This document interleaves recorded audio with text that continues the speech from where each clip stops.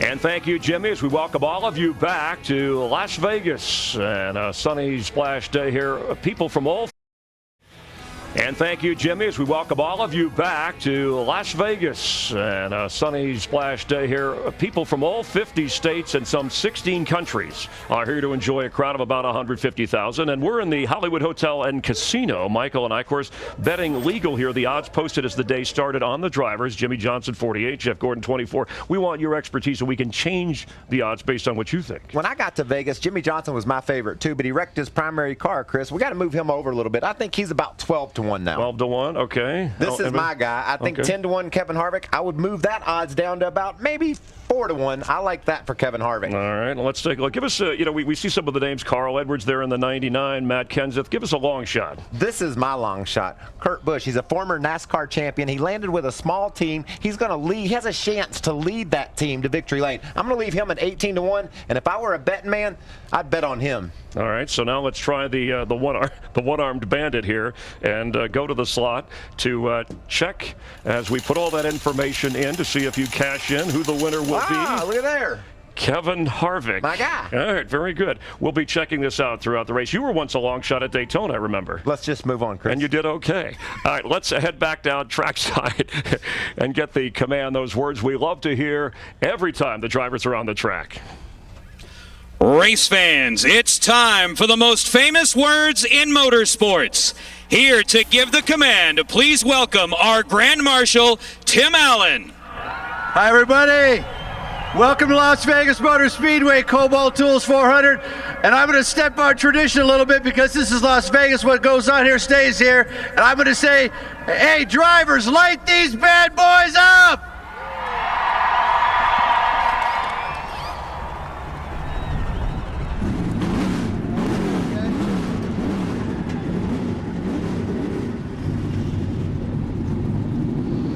Dale Earnhardt Jr. actually moves up to the front row with pole sitter Casey Kane because Kyle Busch goes to the back of the pack with Jimmy Johnson. We're getting ready to go racing. Vegas style.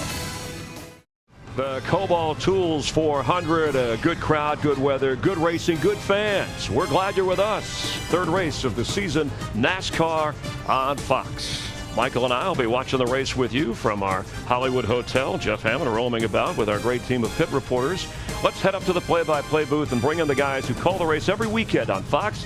Darrell Waltrip, Larry McReynolds, and Mike Joy. And Mike, today the first of those 11 races on a mile-and-a-half track. No doubt critical to get a sense of how the season will play out watching today. Well, certainly, Chris, if you're going to run for this championship, you've got to be good on this size racetracks. There are 6 of them. They call them cookie cutter tracks, Darrell, but they each have their own different little flavor and personality. What's so tough about this one? Well, let me explain something to you. A golf course has 18 holes, but they all, every golf course plays differently. A football field, all football fields are the same size. Some got artificial turf, some got grass, and racetracks are the same way. Might be the same size, but the pavement can be a different kind of a mixture that gives it different kind of grip. The banking a little bit different. Some progressive, some just regular banking.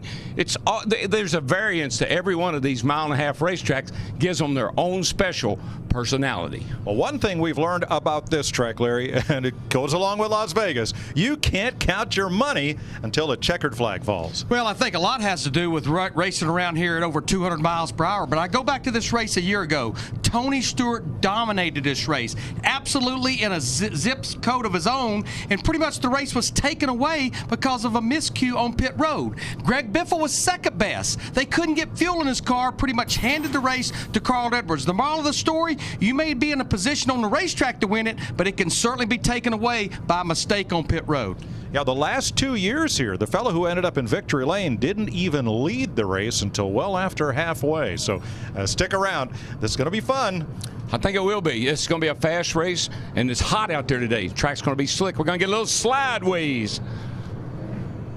So as the cars roll off pit road, let's have a look at our Geico starting grid for the Kobalt Tools 400. Casey Kane has his third pole here, the most of all drivers. And Kyle Busch, the 2009 winner who came from the rear, he'll do it again. Kevin Harvick, top 10s in both races this season. And Dale Earnhardt Jr., best average finish here at Las Vegas since he joined Hendrick. Clint Boyer and Jimmy Johnson, 4-time Vegas winner. Johnson goes to the backup car.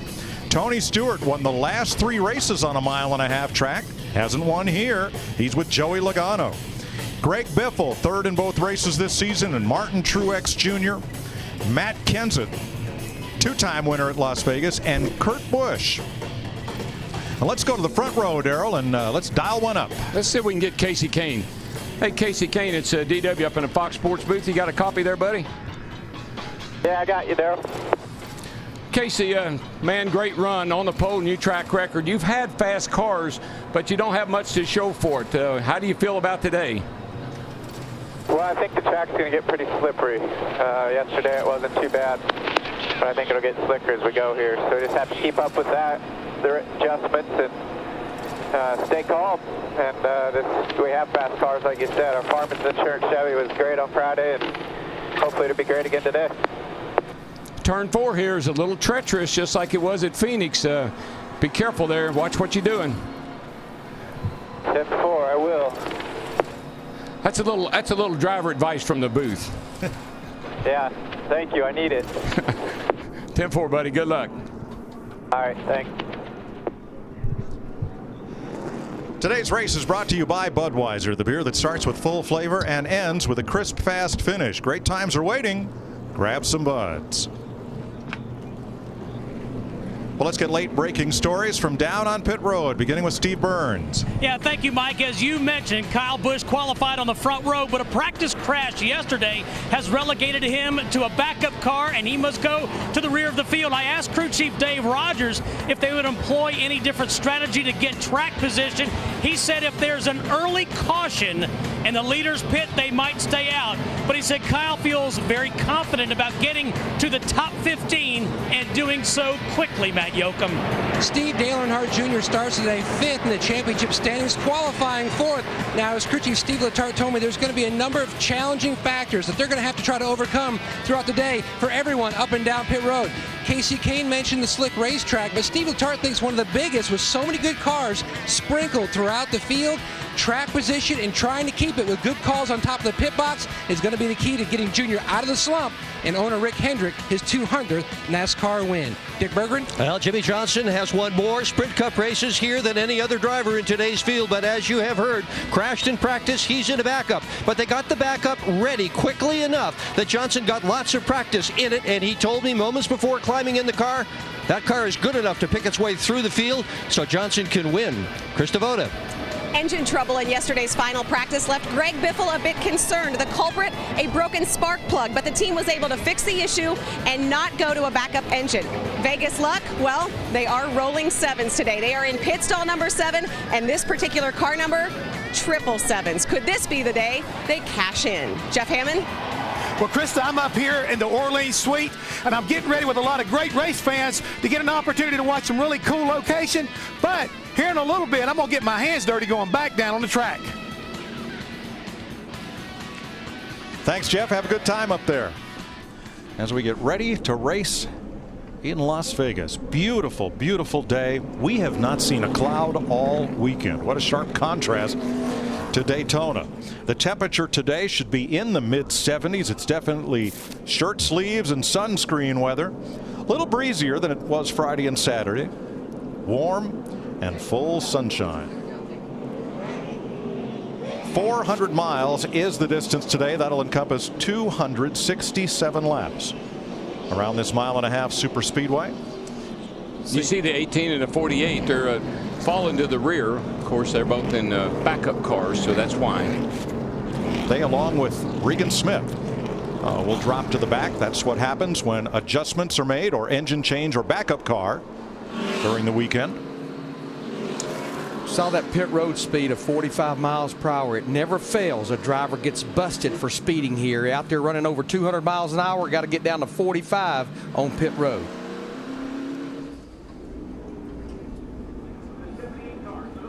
Kyle Busch won here 2 years ago after qualifying on the pole, but having to start in the back after an engine change. Now, Darrell, when a fast car is coming, Do you run them a little harder? Do you give them a little extra room? And if you're Kyle Busch, what do you have to think about trying to get to the front? Well, if you're a fast car in the back like Kyle is outside pole, you know he's fast. And so when you see him coming early in the race, you're not going to race him. You're going to give him a position. Later in the day, it might be a different story. But early in the race, let that guy go. He's trying to make up a lot of ground. And then I think also, as you heard in the pit, we'll probably see some strategy by Kyle Busch's team and Jimmy Johnson's team. Maybe 2 tires early in the race. Kasey Kahne, the fastest of 15, who broke the prior track record in qualifying. That's 4 years in a row we've had a new track record in qualifying here at Las Vegas. The Farmers Insurance Chevy coming from the pole. Dale Earnhardt Jr., who qualified 4th, moved up to the outside as Kahne went to the back. And here we go in Las Vegas.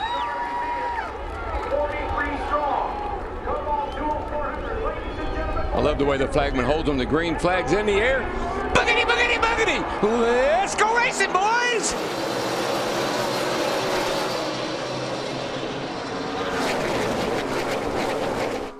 Harvick tried to force the issue down to the bottom, make it 3 wide, and wisely backed out. Couldn't clear underneath Kasey Kahne. Remember, some of the accidents we've seen here have been right out of the pits, right out onto the racetrack first lap. So these guys are a little cautious, I hope. And now, the driver who unbelievably only led a total of 4 laps last year on all the 1.5-mile tracks, Dale Earnhardt Jr. has got 1 in the bank. He's our leader. I think our fans are letting us know who led that lap right there. But Dale Earnhardt Jr. in the 88, he has been fast all weekend long.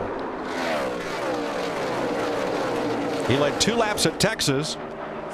Nearly won at Charlotte, came within sight of the checkered flag before running out of gas, but only led 2 laps there last May.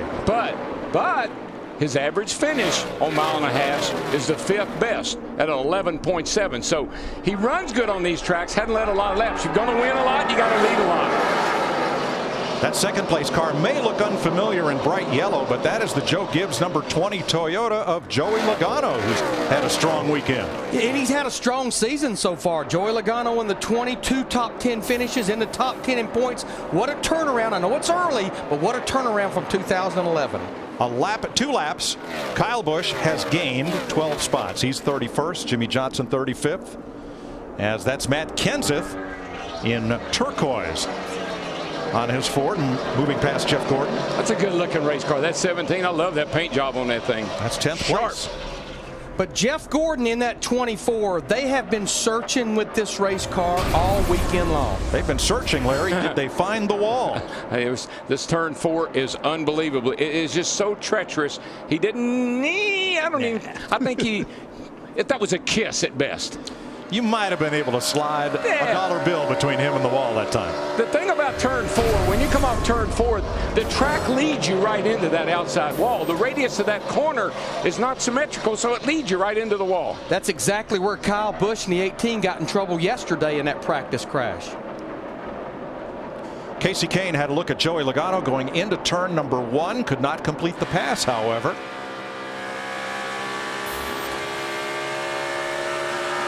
Harvick is settled in 4th, Truex 5th, Kurt Busch in 6th, Allmendinger, Stewart, Biffle, and Kenseth. We go down into turn 1, and you heard in the pre-race show, Michael was talking about the bumps. The car basically porpoises. It kind of hops through those dips in the racetrack. It's right where the tunnel is. So the tunnel at most racetracks creates a bump or a dip. It upsets the car. It'll shoot it up the track if you don't have the right package under the front end there, shocks and the geometry-wise. Now these two are running about 2/10 off of Dale Earnhardt Jr., who is extending his lead. Teammates battle. That's Greg Biffle on the outside of Matt Kenseth, and trouble for the 33. Brendan Gaughan, he has pounded it. He's been hard into the wall. The third Las Vegas native in the race beside the Busch brothers. Here, pretty heavy damage on the right side.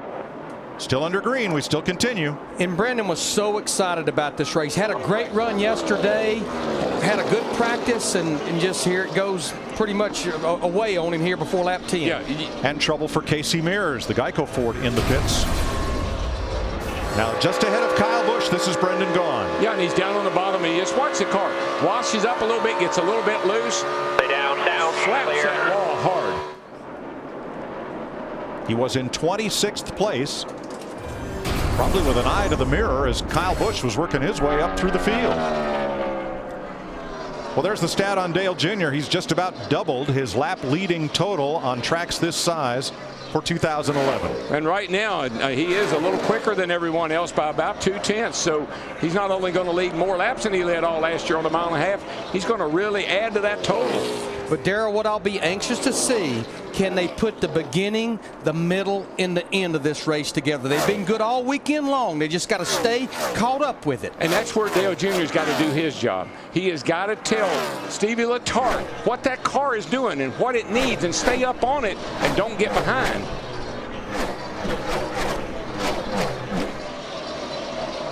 Dale Jr. with a 2-second lead. Kyle Busch now up to 25th. From the back of the pack, Jimmy Johnson has climbed to 28th.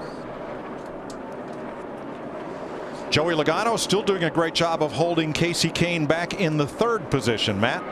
Mike, just like Dale Earnhardt Jr., which DW mentioned, their goal, put together an entire race for this 20 car Joey Logano. Jason Ratcliffe, his new crew chief, told me they spent about 80% of practice just trying to get this car stable through the bumps, especially the bump there in turn 2. Right now, Joey says the car, the splitter, is hitting the racetrack very hard and tight in the center, but they're pleased where he is. He's got that track position. You know, I think a lot of drivers anticipated the pace was going to slow down. We saw it in yesterday's race where they made changes and it's had the splitter bottoming out in the early part of a run. Dale Earnhardt Jr. has led every lap so far.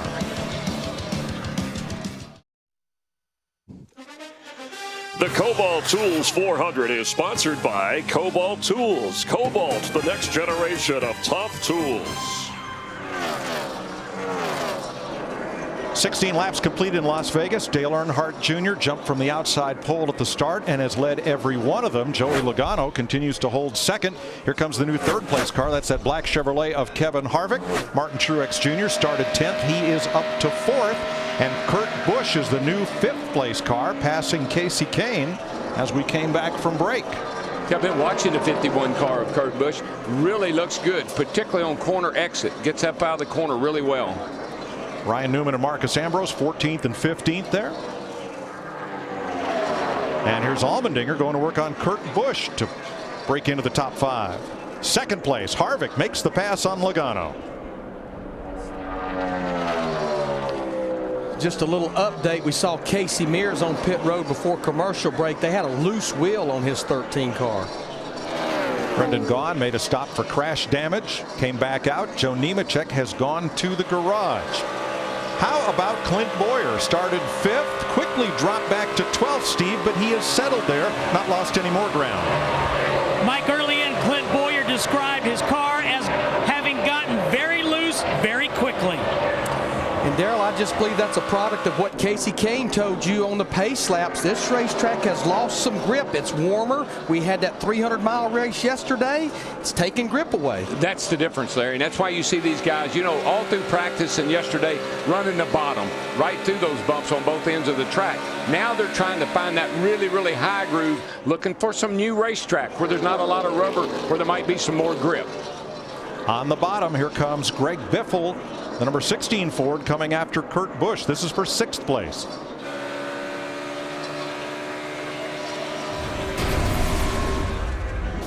Now this was 1 lap ago. That right there is just, that's what these guys are all fighting. When you turn the wheels, you see the car, he's trying to turn it. Turns it a little too from the back, slides out. Catch it. You play pitch and catch a lot on this racetrack. Well, Biffle pitches it into the corner, and he's about to run up on A.J. Allmendinger as Busch tries to stay alongside.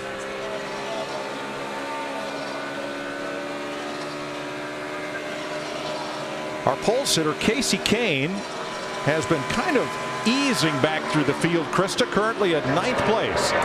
Yeah, Mike, you, Larry, and Darrell talking about how he said this track would change. I talked to him this morning. He said it is just so sensitive. We know this track is going to change. On lap 8, he radioed into his crew chief, Kenny Francis, and said, my car is loose into 3. 3 laps later, he said, it is just way too loose everywhere. And what you have to do once a car is that loose, you have to slow down.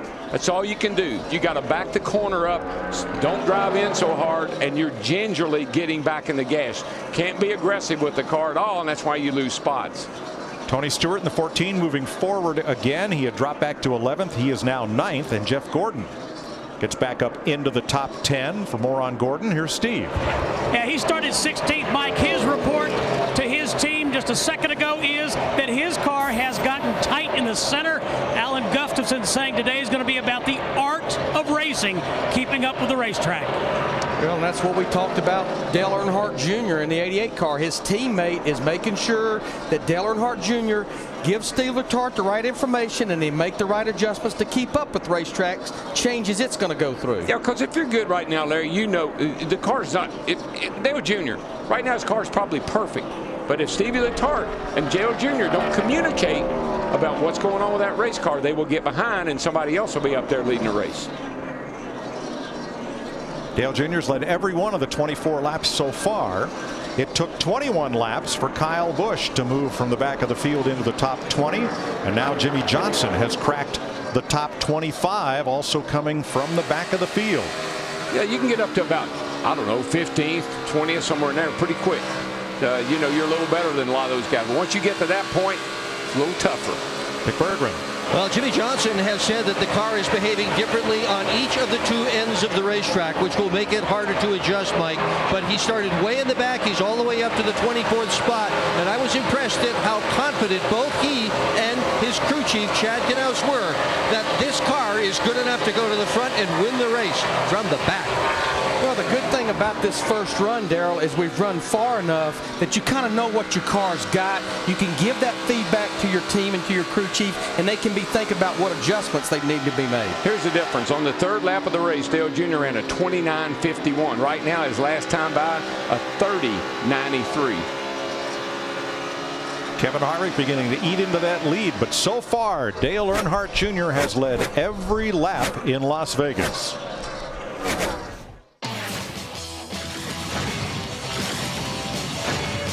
You're watching NASCAR on Fox. The Kobalt Tools 400 is sponsored by Sprint, proud sponsor of the NASCAR Sprint Cup Series. By Geico, 15 minutes could save you 15% or more on car insurance. By Pizza Hut, order the new $10 dinner box today. And by Dodge, visit your local Dodge dealer today. 31 laps complete. Let's take an inside look at what's happening in the NASCAR Sprint Cup Series, brought to you by Sprint. You'll see lap leaders and biggest mover in this race and get unlimited access to the NASCAR Sprint Cup Series with live in-car audio and real-time stats only on the Sprint Network. Learn more at sprint.com/speed. Dale Jr.'s lead has been chopped in half as Kyle Busch works his way through the field in 20th position right now. Harvick 1.7 back of Dale Earnhardt Jr. and for third, Martin Truex Jr. moving past Joey Logano. That little 56 car, boy, the last few races of last year and starting of this year, it's been a good little ride. Yeah, Darrell, he finished 7th at Phoenix. The last 7 races, 5 the end of last year and 2 starting in 2012, 5 top 10 finishes for Martin Truex Jr. Doing a good job, he and the whole team. At the other end of the pack, Joe Nemechek back on track after losing 13 laps, and Brendan Gaughan lost 9 laps on pit road with the hood up. He is back in the race. One of the things that hurt Junior a little bit is he ran up on Dave Blaney, and Blaney gave him a hard time in the 36 car there. Couldn't get by him for several laps. Really slowed Junior's progress down. Let Harvick back there in the 29 come charging up there, close the gap a little bit. Kevin Harvick is now within 1.6 seconds of the leader.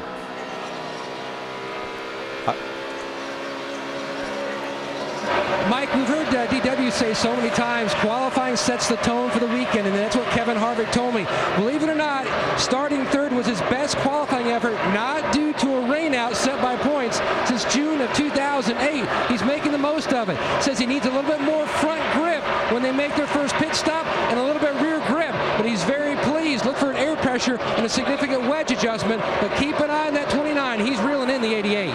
He really is, man. He really is. And I like that Shane Wilson, his crew chief. I think that's going to be a real winning combination for Kevin Harvick. Yeah, Kevin's finished third in the championship points the last 2 years. They decided they wanted to make that change, and they actually made a change with the crew chief and most of the key members of that race team. A.J. Allmendinger hunting Matt Kenseth and Greg Biffle as they work their way around the 1.5 miles, Las Vegas Motor Speedway. Allmendinger 6th, Brad Keselowski in 12th. Are the Dodge Chargers in the race? Robbie Gordon failed to qualify. You know, little old A.J. Allmendinger in that 22 car, he's had 2 good runs the first 2 races of 2012. Just wrong place, wrong time at Daytona and Phoenix. I think he'll settle in nicely there in over the long haul, and he will live up to those expectations that people. That one word that I kept hearing every time you'd hear AJ: potential. He has a lot of potential. I think he's in a spot where he'll be able to prove that. 37 laps complete. Everybody wondering when pit stops will begin. Perhaps soon, as Dale Earnhardt Jr. leads Kevin Harvick now by just 1.3 seconds. The Kobalt Tools 400 is sponsored by Budweiser. Great times are waiting. Grab some Buds. 42 laps in, Bobby Labonte's made a pit stop. Dave Blaney, Landon Castle, Travis Kvapil. Now on Pablo Montoya, Regan Smith, and here's the race leader. Dale Earnhardt Jr. surrenders the lead for the first time today to come down pit road, along with David Rudiman. Stremmy's been in, and caution is out. Caution is waving. This may change things drastically. Well, I think where the leader's at right now, he's going to go into turn 3. I think they're going to go ahead and complete this pit stop, and where they're pitting, Mike, right before the start-finish line, all they have to do is beat that leader right there. I think he's going to be okay. So rookie Timmy Hill hitting the wall coming off turn number 2. Stremme had also pitted, and now Kevin Harvick crosses the line under caution. So the cars that stopped under green will be able to cycle through and lead the field to the green when we get a restart. Dale Earnhardt Jr. had the perfect pit box because it's right there before the start-finish line, and if as long as you beat that leader to the start-finish line, if you're pitting before it or you're coming down pit road before it, you're okay. Now in that exchange, we're told that Kurt Busch did lose 1 lap to the leader. See, there's his stall right there. Right at start finish. So it's the first caution of the day, and it comes out working lap 45. Have a look under the Aaron sign for where Timmy Hill gets up and in the wall. Yeah, way up around the rim of the racetrack and rides it pretty well. The young 19-year-old starting his first Sprint Cup race today. Yeah, he didn't make the race last week at Phoenix. Came here, made the race. Good little driver, good little kid. He's a 2009 Allison Legacy Car champion, and he's also a 2-time World Karting Association champion. So NASCAR officials confirming Dale Earnhardt Jr. did stay on the lead lap. However, Kurt Busch was trapped 1 lap down. Everybody else comes to pit road. Dick? On that, Kenseth started in the 11th position. Mike, he worked his way up to 4th spot. Turned 40 yesterday. Car is good. No problems at all with it. Matt? Kevin Harvick needing more grip in the front and back of the race car. Chassis adjustment half completed on the 29. He was going to stay out a lap after the 88 pitted and then hit pit road. Martin Truex says his car is pretty good. I just needed to take off a bit more grip. Meanwhile, Greg Biffle says, free it up. I want to let these horses run. Steve? Jeff Gordon says it is slick out here. They made a track bar adjustment. They raised it. And according to Alan Gustafson, they made a bunch of air pressure adjustments on Jeff Gordon's car. Wondered if Kyle Busch might roll the dice. He did not. They took 4 tires. Trouble for A.J. Allmendinger. As he brought his Dodge into the pits, he overshot the line in his pit. They had to back him up before they could service that car. And Jamie McMurray still on pit road, receiving service under the caution flag.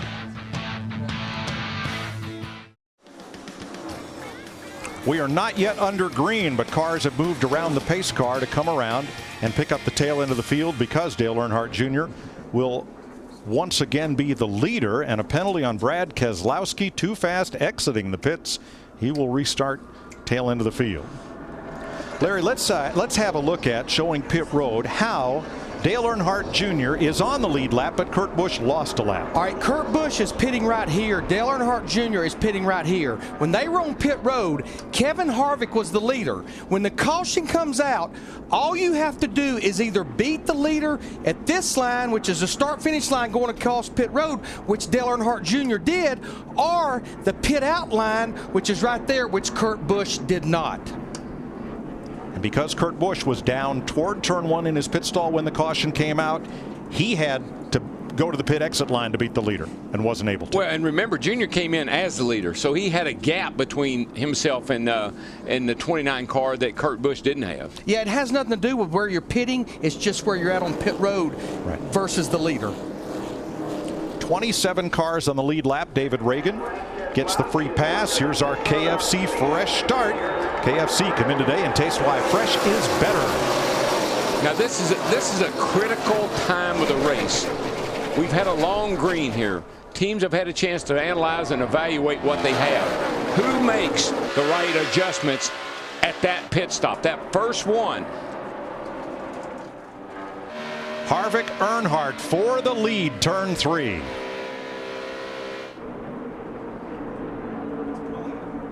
Junior's got that high line, and it really gives him a lot of momentum off the corner, and he can really open up a gap between he and Kevin Harvick in the 29. And look who's in the top 10, Kyle Busch. Quick work by his pit crew, and he is up in the top 10 after starting this race out back. And look at Junior beginning to pull away once again. Yeah, Kevin's on the bottom. Junior in the 88 is up at the top, and that high line seems to be the way to go right now. Matt Kenseth, best of the Fords right now, in third with his teammate Greg Biffle fourth. You know another driver, though, that's making some noise? Our champion, Tony Stewart, at 14. He's battling Greg Biffle in the 16 for fourth. Remember, dominated this race 1 year ago, had the pit road miscue late in the race, finished second.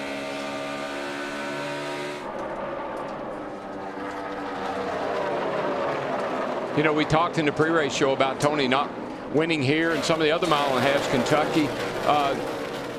Based on his performance at the end of last year, I'd say he's going to change that this year and maybe today.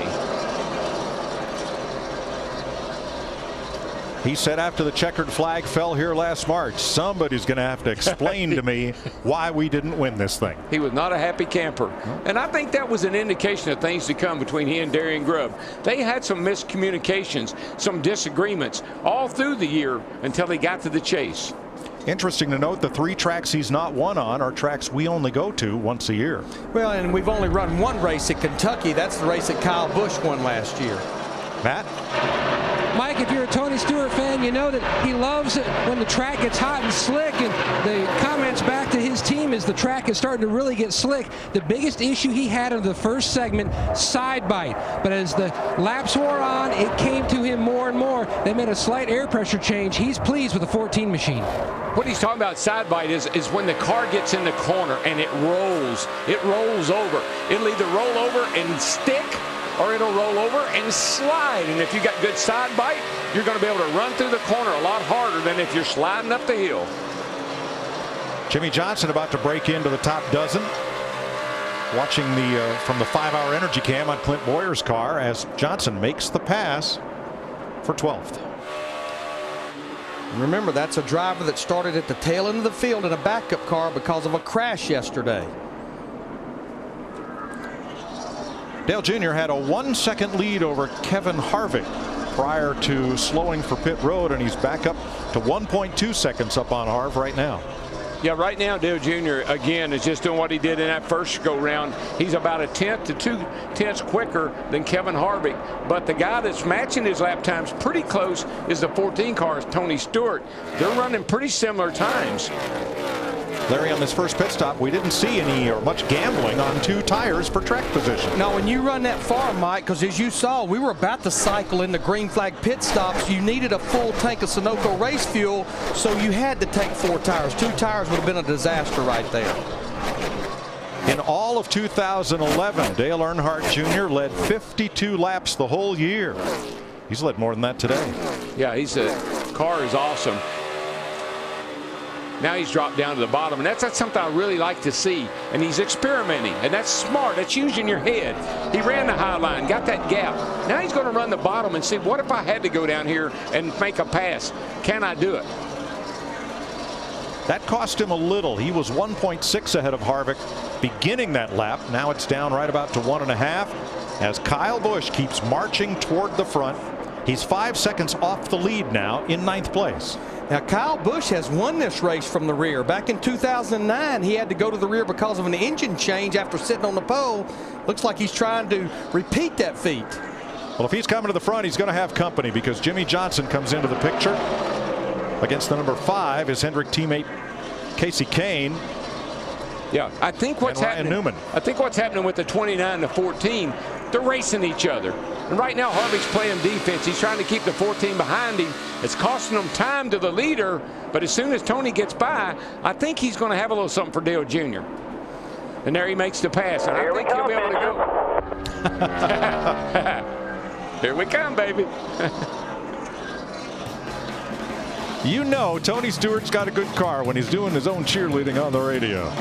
59 laps complete in Las Vegas in the Kobalt Tools 400.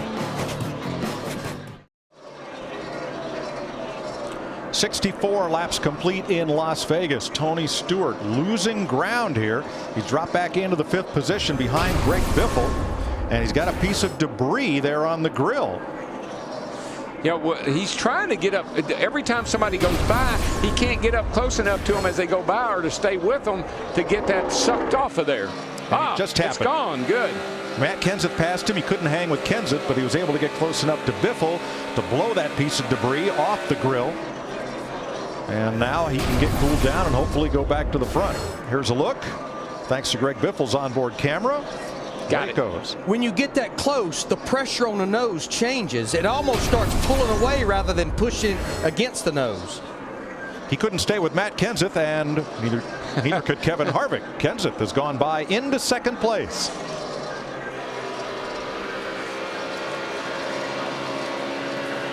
A little bit of wind helping to move the debris off Tony's grill. Not so helpful to the Stewart-Haas team at the other end of the speedway. Their spotter Bob Jeffries. Whoops. Gone. Man, that was my favorite hat. Let's check in with Jeff Hammond. Mike, I'm down here in turn 4 right off the exit of it. A lot of cars have started to get free and running up the racetrack. One of the things I think is kind of factored in today, different than earlier in the week, is the wind. It's blowing directly across turn 4. So when this track starts freezing up, a little extra wind, all of a sudden it's really moving these cars around. And these cars are big. These cars are a lot bigger than they look like they're on TV, and the sides are really huge and flat. That's why they get so much side force. And when the wind starts blowing, it does move the car around. Wind speed up to 15 miles an hour now. That's the most it's been this weekend. Timmy Hill in the garage. J.J. Yaley, smoke from his car. He went to the garage a few laps ago. Those are the only 2 cars out of the race as Dale Earnhardt Jr. continues to lead here in Las Vegas.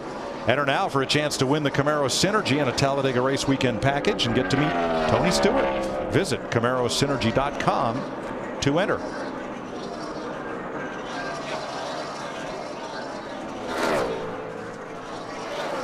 Matt Kenseth trying to eat into Junior's lead. 1.8 seconds. There's Kenseth. There's Harvick. Kenseth's quicker by a couple of tenths at this point in the run, and he is definitely closing down. You know, one thing I noticed about Dale Earnhardt Jr. in the 88, Darrell, there's only about 1 groove left at the top of the racetrack that they haven't been running on. He has moved his race car all the way to the top of that black, just trying to find more grip. But that's when he's at his best. When he can high ride, get up there and rim ride. I think that's really where he has the most comfort in a race car. There's the gap, 1st to 2nd. 1.3 seconds. Veteran Jimmy Fennig up on the pit box for Kenseth. Harvick 2.5 back. Biffle 3.5 out of the lead, and Tony Stewart now 4.6 back. There have been drivers in our sport through the years that when the track greases up and they can start running up next to the wall, run the high groove. Harry Gant comes to mind, Richard Petty, my brother. A lot of guys really like to get up next to that wall. They could really get a good feel. Now you see the dynamic interval down at the lower left there. And at turns 1 and 2, Kenseth closes the gap. Gets a little closer here entering turn 3. A little bit of traffic may have affected that last time by as Kenseth lost some ground in 3 and 4. But now he has Dale Jr. in his sights. 72 laps complete in the Kobalt Tools 400. Dale Earnhardt Jr. after pit stops out in front once again.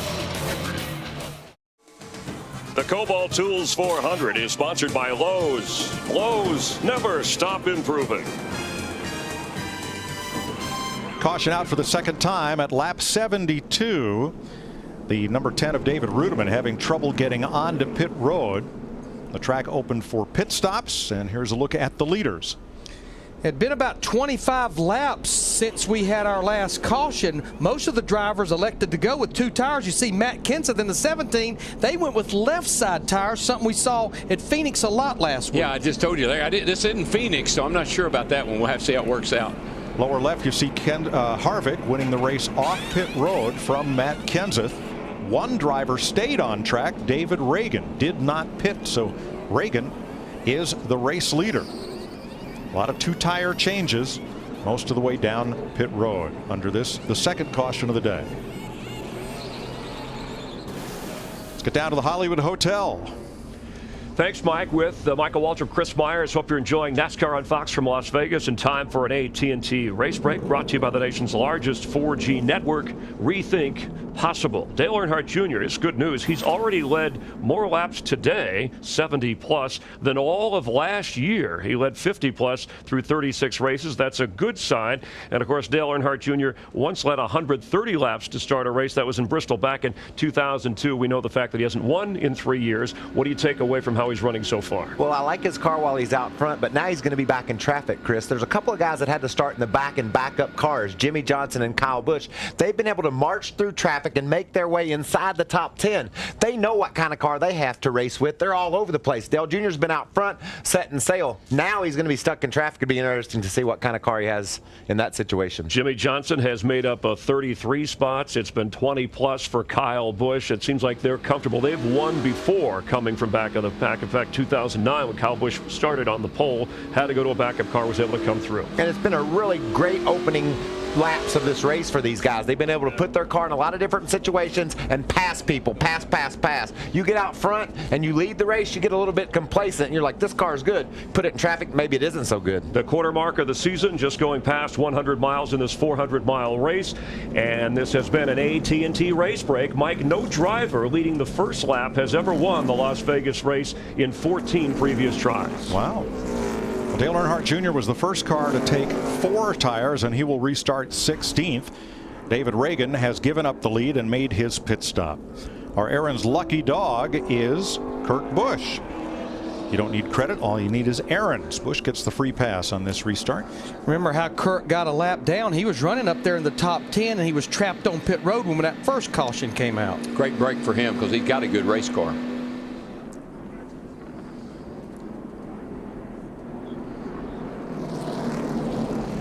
You know, Kurt's trying so hard, Mike. I mean, he wants to prove not only is he a great driver, he wants to be a leader. That team they need leadership, and he's really trying to step up and lead those guys, and he's doing a really good job. 27 cars on the lead lap as we get set for the restart. Kevin Harvick outside Matt Kenseth on the front row. Let's crank it up.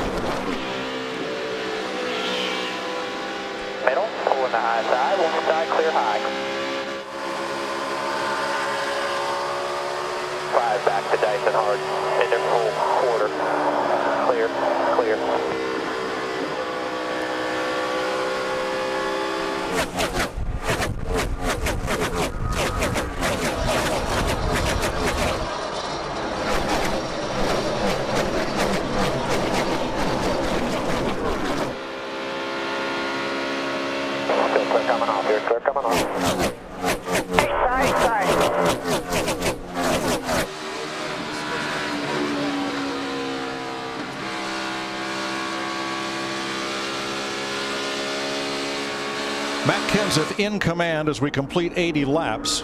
Kevin Harvick second, Jimmy Johnson a fast closing third, Tony Stewart, Greg Biffle, then Martin Truex, Ryan Newman, and Carl Edwards. Whole different cast of characters at the front. Well, it's track position. Dale Jr. had the fastest car, and he still got a fast race car, but he took 4 tires. He's back in traffic. He just can't pass these guys just as easy as it was when he was running up front all by himself. Well, watch him from our aerial coverage as Dale Jr. Goes 3 wide here against Menard on the inside and Allmendinger on the outside. Nobody's giving him a whole lot of room. But he's being real aggressive. You watch him get down in the middle of this corner.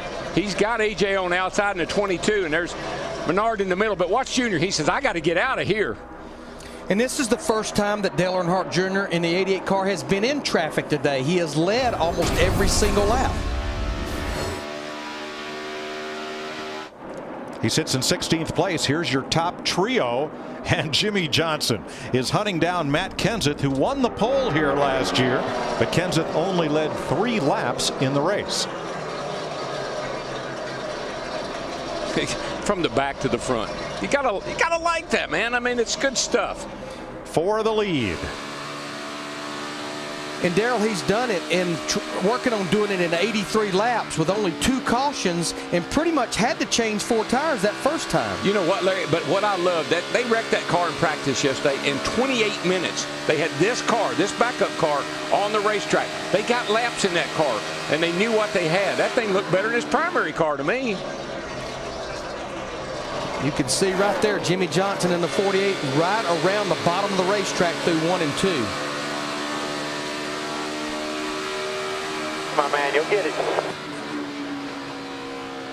I believe we learned yesterday that car had a runner-up finish at Dover, had a couple of top 5s. It was definitely a very proven piece that they rolled off the truck as a backup, and they needed it because on the very first lap of practice, Johnson got up high. The Nationwide cars have been qualifying down low. Track was a little dirty, and he got in the fence. Wow, for the lead and for third. I would take the 48's worst race car any day for a backup car. Any car they have, I'd like to have. Yeah, the caliber of these drivers' backup cars today, I promise you, their backup car is just as good as their primary car. That's where, Larry, that's where shop preparation, getting these things done at the shop so you get to the track. If you have a problem, you can overcome it. 4th place, Greg Biffle, Kevin Harvick go at it. A lot of battling up here within the top 5, which is all kind of quarrying together. Stewart is the man in the rocking chair. He's in 3rd place all by himself. 1st and 2nd a car length apart. 4th and 5th, and now you see Biffle from Harvick trying to chase Stewart down. So what happened to Dale Jr., who led the early part of this race and is now 16th? Down there that can help you out as far as scanning maybe tell teams or things more consistently with what other people do. Feel like we could do better there. Letarte expected a few cars to take 2 tires, but not as many. Now Junior in the backs, running in 16th. The car tight on that previous run. DW, how much tighter now back in dirty air is that car going to be? Well, you just lose all that downforce on the nose, and where the car had nice down pressure, downforce on the nose, it would cut through the corner. Now you're back there with lift. You had downforce before. Now the air off the car in front of you is causing a little bit of lift, and the car just not going to turn as good. Casey Kane goes by Jr. 2 laps ago. Dale Jr. had a close moment here with Denny Hamlin. And you could see how much faster he was than Denny Hamlin right there. Just drove into the back of Denny. Just about turned Denny Hamlin in the 11 sideways. But that's how much quicker Dale Earnhardt Jr. got off turn 4 than Denny Hamlin. And remember, the reason Junior is back there is they took 4 tires on the pit stop. The 15 cars that restarted in front of him only took 2. Okay, well, let's think about it this way. Say we go green. Next time in, Dale Jr. could get away with 2 tires. Under green, the other guys may have to take 4. But I'm a lot like Matt Yoakum reported. I never expected 15 drivers after 25 laps on your tires to change just 2 right side tires. And how about the guy leading? 2 left side tires. 2 left side tires. I mean, when did that come about? Kyle Busch makes the pass on his Joe Gibbs Toyota teammate Joey Logano, and that'll move Kyle up to 11th. Jimmy Johnson still hunting the lead on Matt Kenseth, but you get Kenseth nailed down in that high groove, and he's a really strong 1.5 mile racer. Kenseth's got a lot of confidence right now, boys. Winning that Daytona 500. Didn't run all that great last week, but didn't run bad. And in Matt's two wins here, Darrell, he really dominated. In 2003, he led 88 laps. In 2004, 123.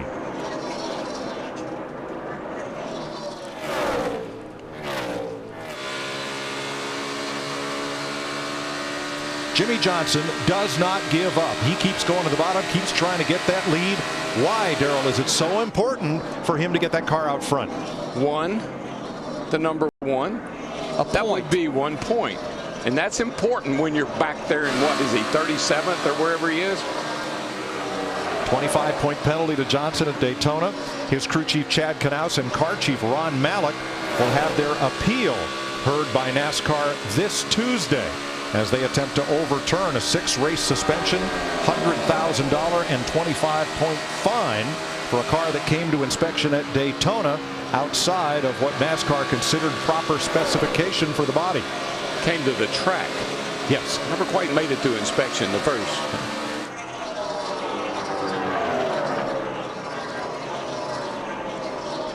And these two drivers, they're going at each other like you see them battling for the lead, and they still are the quickest two drivers on the racetrack right now.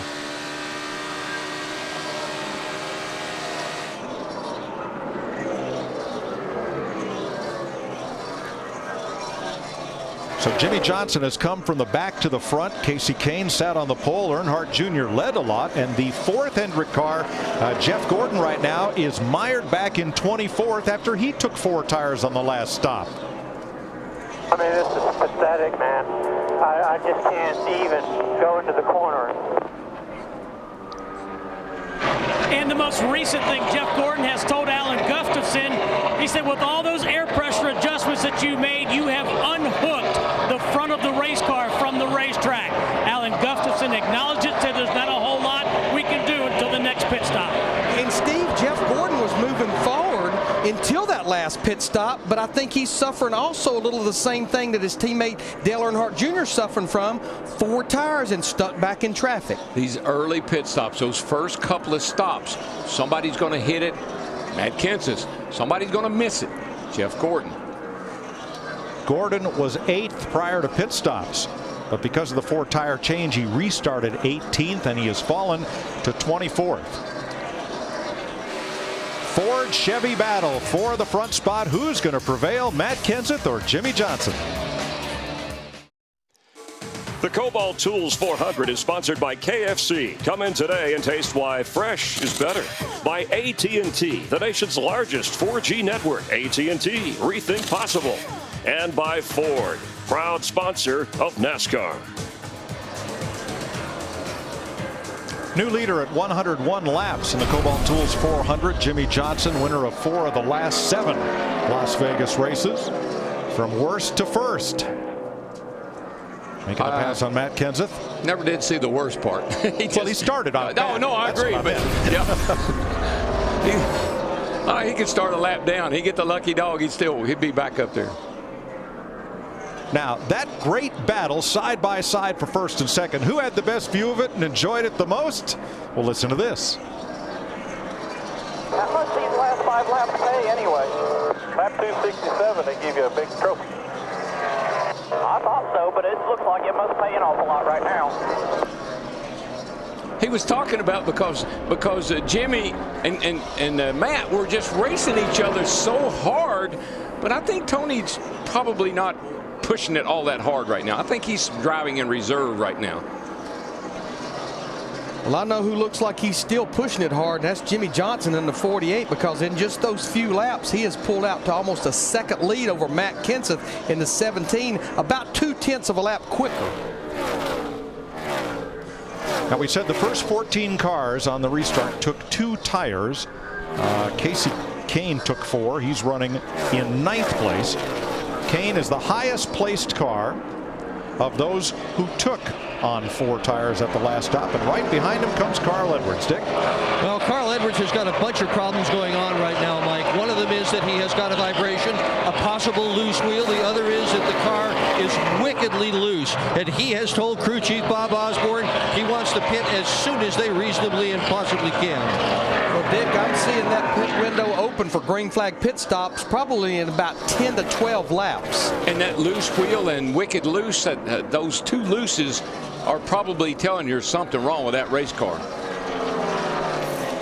Let's have a look at today's Ford F-150 EcoBoost track facts. Ford has 7 Cup wins at Las Vegas, more than any other manufacturer, and 16 wins in NASCAR's 3 National Series here. Carl Edwards won this race a year ago. I guess that would be my cause and effect. The loose wheel is causing the effect, and that's the car to be loose. And Carl Edwards in qualifying on Friday, he was real loose. Qualified back in the 21st position, finally cracked the top 10 by virtue of changing 2 tires on that last caution.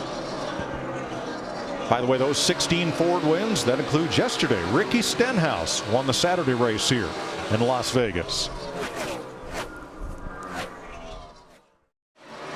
Lowe's Racing for Relief program will match today's race earnings of the number 48 team with a donation to the American Red Cross National Disaster Relief Fund. Jimmy Johnson and Coroner Rick Hendrick have each pledged $48,000 to that fund. Racing for Relief, and you too can donate to the American Red Cross and help the victims of the various natural disasters that have plagued our country recently. Jimmy in front by 3 seconds right now. Yeah, I got some friends up in Kentucky that are hosting a big benefit up there for disaster relief. Matt Kenseth currently second after starting 11th. He is 3 seconds back. And Tony Stewart 3.6 out of first. You know, the thing about Matt Kenseth, remember, changed left side tires only on that last caution. His right side tires right now have a ton of laps. Greg Biffle in 4th, 5 seconds back. Krista. Well, Greg Biffle's car has been mostly tight throughout the race. They made a track bar adjustment on the last stop. A few laps ago, Greg Biffle said, I like that adjustment. Let's do a little bit more of that. But that was track bar. On this stop, they're anticipating a wedge adjustment to free things up. Kevin Harvick running 5th, 6.4 seconds off the lead. Harvick started 3rd, ran up front early. He's in pretty good shape right now. He's running in top 5. Car's still running pretty good lap times. I think he's fine. Working past Dave Blaney there and Ken Schrader.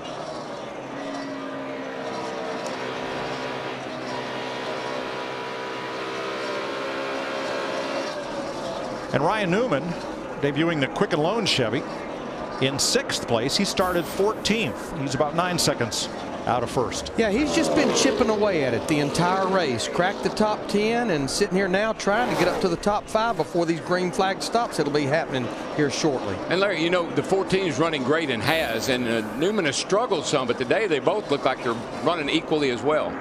Here's the battle for 7th. Martin Truex Jr.'s Toyota spent a lot of time in the top 5 today. And Casey Kane coming back toward the front. Our pole sitter is the first car in the race that took on 4 tires on the last pit stop. Now right behind them, Jamie McMurray in the number 1 Chevrolet had some trouble early on. And here's Jeff Gordon to pit road unexpectedly. Steve. Well, Mike, it's pretty much about when they wanted to pit in their window. And again, remember, they made a lot of air pressure adjustments on the last stop. They will reverse those adjustments as they continue to chase this racetrack and 4 tires. He was very unhappy with the handling of his car, Larry, so it looks like a little bit of short pitting to correct that. Well, yeah, plus you're going to get the benefit of those 4 fresh tires. But yeah, once you get to where you're close on your fuel window and your car is driving bad, great time to come to pit road. But now this may be the first full cycle of green flag pit stops. Brad Keselowski had some issues earlier speeding on pit road.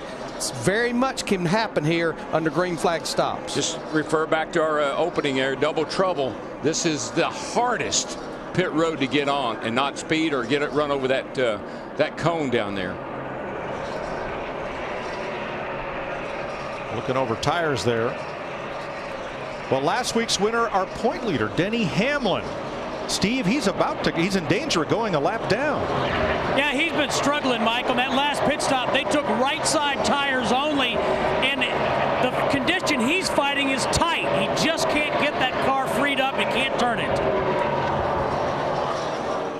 Thanks, Steve. Joey Logano looked like he was going to try to make a pit road entry, Darrell, and then aborted. I just can't express enough how hard it is to get on pit road here. You and your brother talked about that in double trouble in the pre-race. Exactly. So Jeff Gordon was the first to ring the bell. Here comes Greg Biffle and David Stremme joining Brendan Gaughan on pit road. Krista? It was a 2-tire stop for Greg Biffle the last time, so it will be 4 tires. And as we said, anticipate a wedge adjustment as well. He needs his race car just a little bit tighter. Matt? And Joey Logano making his way to his pit box. Miscue on entry into pit road. Logano's car tight over that run and gotten tighter. They just moved their issue from one section of the corner to the other. Meanwhile, Harvick pulls to a stop. The Bud crew goes to work. Billy O'Day, the spotter, noted the temperature has come down a little bit, making that race car even tighter. Wedge adjustment for Harvick, Steve. Matt, on Kyle Busch's last pit stop, they took 4 tires. He lost track position, but he said it helped the overall grip to the car. Now he says his car is lateral loose. Krista.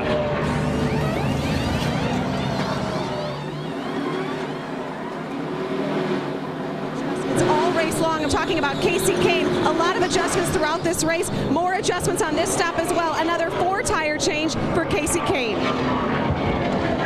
And a tough stop for Brad Keselowski. He had to wait for Bobby Labonte to exit his pit before Keselowski could enter his.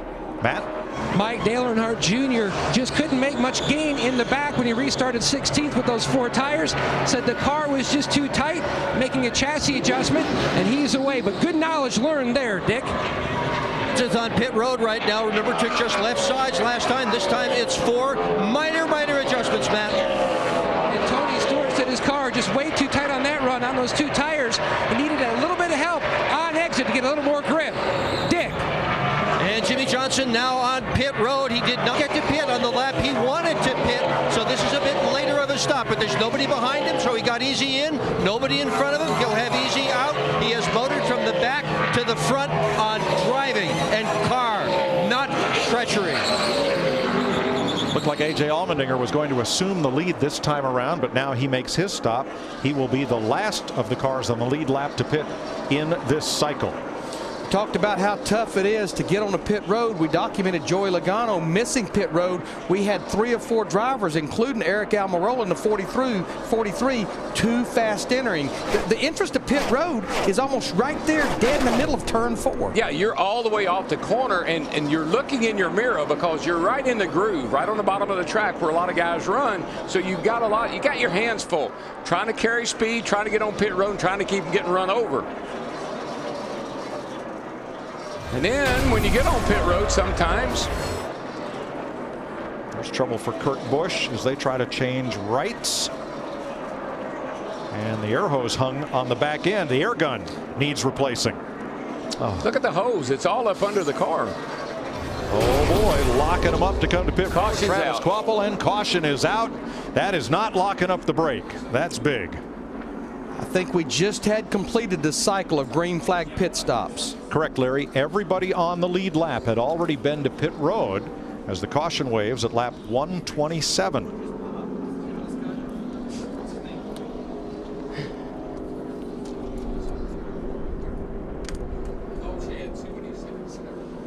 So Kvapil coasts into the garage where he will join Josh Wise, Joe Nemechek, Timmy Hill, and J.J. Yaley. Something will boom on the 93.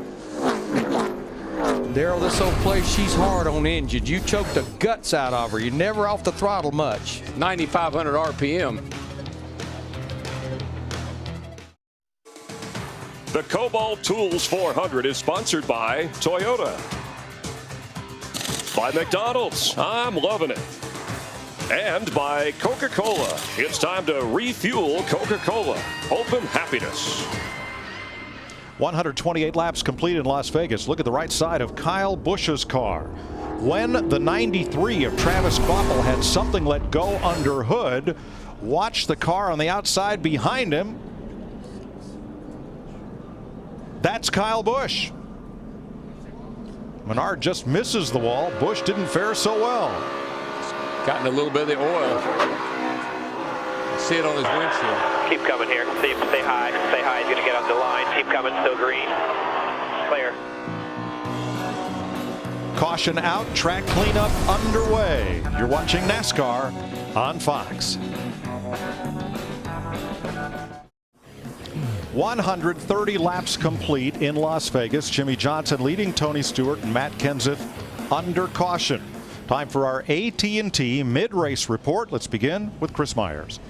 Thanks, Mike. 6 leaders, 9 different lead changes so far here in Las Vegas. And even though Dale Earnhardt Jr. has led the most laps, Jimmie Johnson the story. The 48 car starting 40th all the way to first. He's found his groove, a 4-time winner here in a backup car after a crash in practice, in control at this point. Let's see what Darrell Waltrip thinks. I tell you, I still like my man Kasey Kahne. He started on the pole. He has 12 wins from the pole. Think he's pacing himself. He's coming back. Kasey Kahne. DW, Kevin Harvick is being all Kevin Harvicky. He's right there in the top 5. He's right where he wants to be. His car's fast. I believe the closer will tune that thing up and go get him at the end. Michael, based on Dale Earnhardt Jr., who led the first 70 laps of this race, as we get to the closing laps, you can't make a change that gets your driver back in traffic. It took just 99 laps for Jimmie Johnson to go from the absolute back of the pack to the lead, and once he got that lead, he took off. Chad Knaus gathered the crew and gave them what they needed to hear. Let's go win this race. Mike? Don't count the money too soon. In nearly half the Vegas Cup races, the eventual winner didn't lead a single lap until well after halfway, including the last 2 years in a row, Chris. Yeah, Mike, in the last 7 Las Vegas races, the halfway leader failed to finish in victory lane. Tony Stewart running right behind Jimmie Johnson. Remember, he led the most laps here last year. That is your AT&T mid-race report as we go from the Hollywood Hotel around the track and back upstairs to Mike, Larry, and Darrell. Thanks, Chris. 1 to go as cleanup is completed. And we cycle back through with Jimmie Johnson to lead the field down to the green for the restart with Tony Stewart. All restarts are double file, and 23 cars make that 24 on the lead lap, as Denny Hamlin was the first car 1 lap down at the time of the caution, and Hamlin gets the free pass. We had a few drivers that were back in the pack when that caution came out that came to pit road for more adjustments, but since we just had finished a set of green flag pit stops, most everyone up near the front stayed out. Jimmie Johnson is trying to do something he has never done, and that is win in a backup car. He's finished 3rd or better the last 3 times he's needed a backup, but he's never put a backup car in victory lane yet. I truly think we saw this in final practice yesterday when they unloaded that backup car, that they were going to be just fine. He left pit road in that backup car like he'd been in it all weekend. I mean, it was fast right off the truck. Johnson has gone to victory lane 17 times after leading the halfway lap.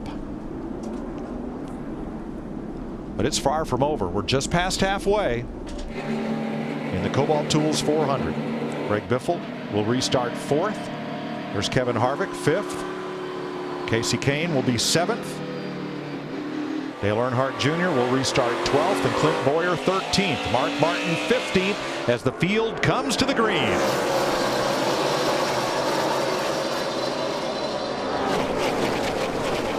Stewart wants the lead back. He may get it. Got a nice run up off the bottom of the corner there coming out of turn 2. Slides up in front of Jimmie. Tony, I think Tony's been sitting back there. That dust and all you see is from the cleanup from the blown engine. That's just stay dry. It'll blow right away. Darrell, I found it interesting. Jimmie Johnson, the leader, has the option of which lane to choose on the restart. He chose the outside line, but Tony Stewart and the 14 prevailed on the bottom. The outside line worked really well yesterday. I'm sure they watched that race as well. Stewart leads for the first time today. And you see that wipe across our camera lens. Well, the windshield doesn't do that. You get dust on there, and it's going to stay there till they pull a tear off on a pit stop. And cloud your view as Kevin Harvick battles Martin Truex Jr. for 5th place. And on the restarts, the leader of the race has to cross the start-finish line first. You can't jump that leader. If you do, you'll get a black flag. So you got to let him get to the line first. Let's check with Matt on Kevin Harvick. Mike, he restarted 5th, but a combo platter of issues for the 29. First, he's got a vibration. They thought it might be a loose wheel. Their teammate on the 27 had a vibration the entire previous run, but no issue. Harvick thinks it's the rotor, though. His bigger problem, the lap belt on the left side going across his leg is twisted. It's cutting off circulation. His left leg is asleep. How tough is that, DW, with half the race left to go? Well, it's a distraction, and anytime a driver is driving his race car, he doesn't need any distractions. Those lap belts are right down in there, and he probably got it crossed up when he hooked it up first time, didn't realize it. Now he's having to deal with it. That's one of those things the crew chief will tell you right away. Suck it up, big boy. You can't do anything about that. You know what Tony Stewart just did? Just ran his fastest lap of the race. I really think when he was running behind Matt and Jimmy Johnson there early on, and he was talking about what does the race pay at this point, I think he was riding. Well, now he's led some laps. You know, since Las Vegas Motor Speedway was rebuilt, not only was it reconfigured, but they ripped out the infield and rebuilt it, including a very unique spot for the fans. Jeff?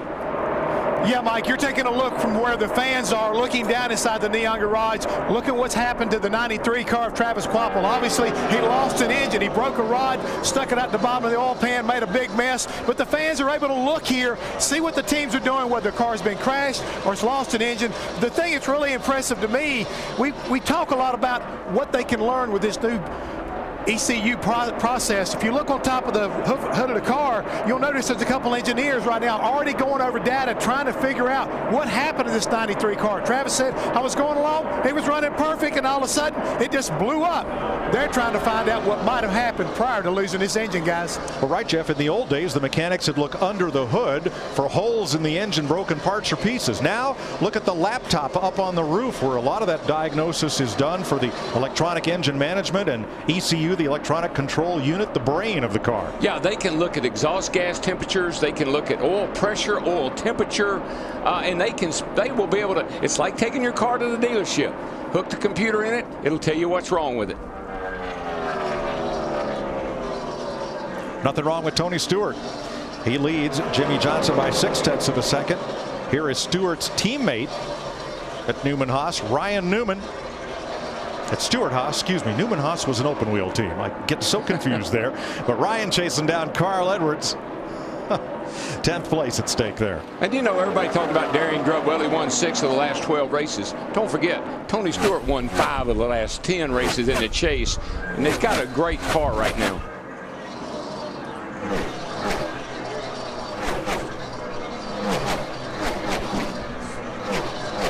A lot of drivers, though, within striking distance. We've only had 7 different leaders of this race so far, and a lot of contenders who have not been in the front spot close by. Fellows like Martin Truex, Paul Menard, Carl Edwards, Ryan Newman. Mike, speaking of Carl Edwards, you know, before that last set of green flag pit stops, Dick Bergman mentioned that Carl thought he had a loose wheel. Indeed, when they made that green flag pit stop, Dick had told us that wheel was loose.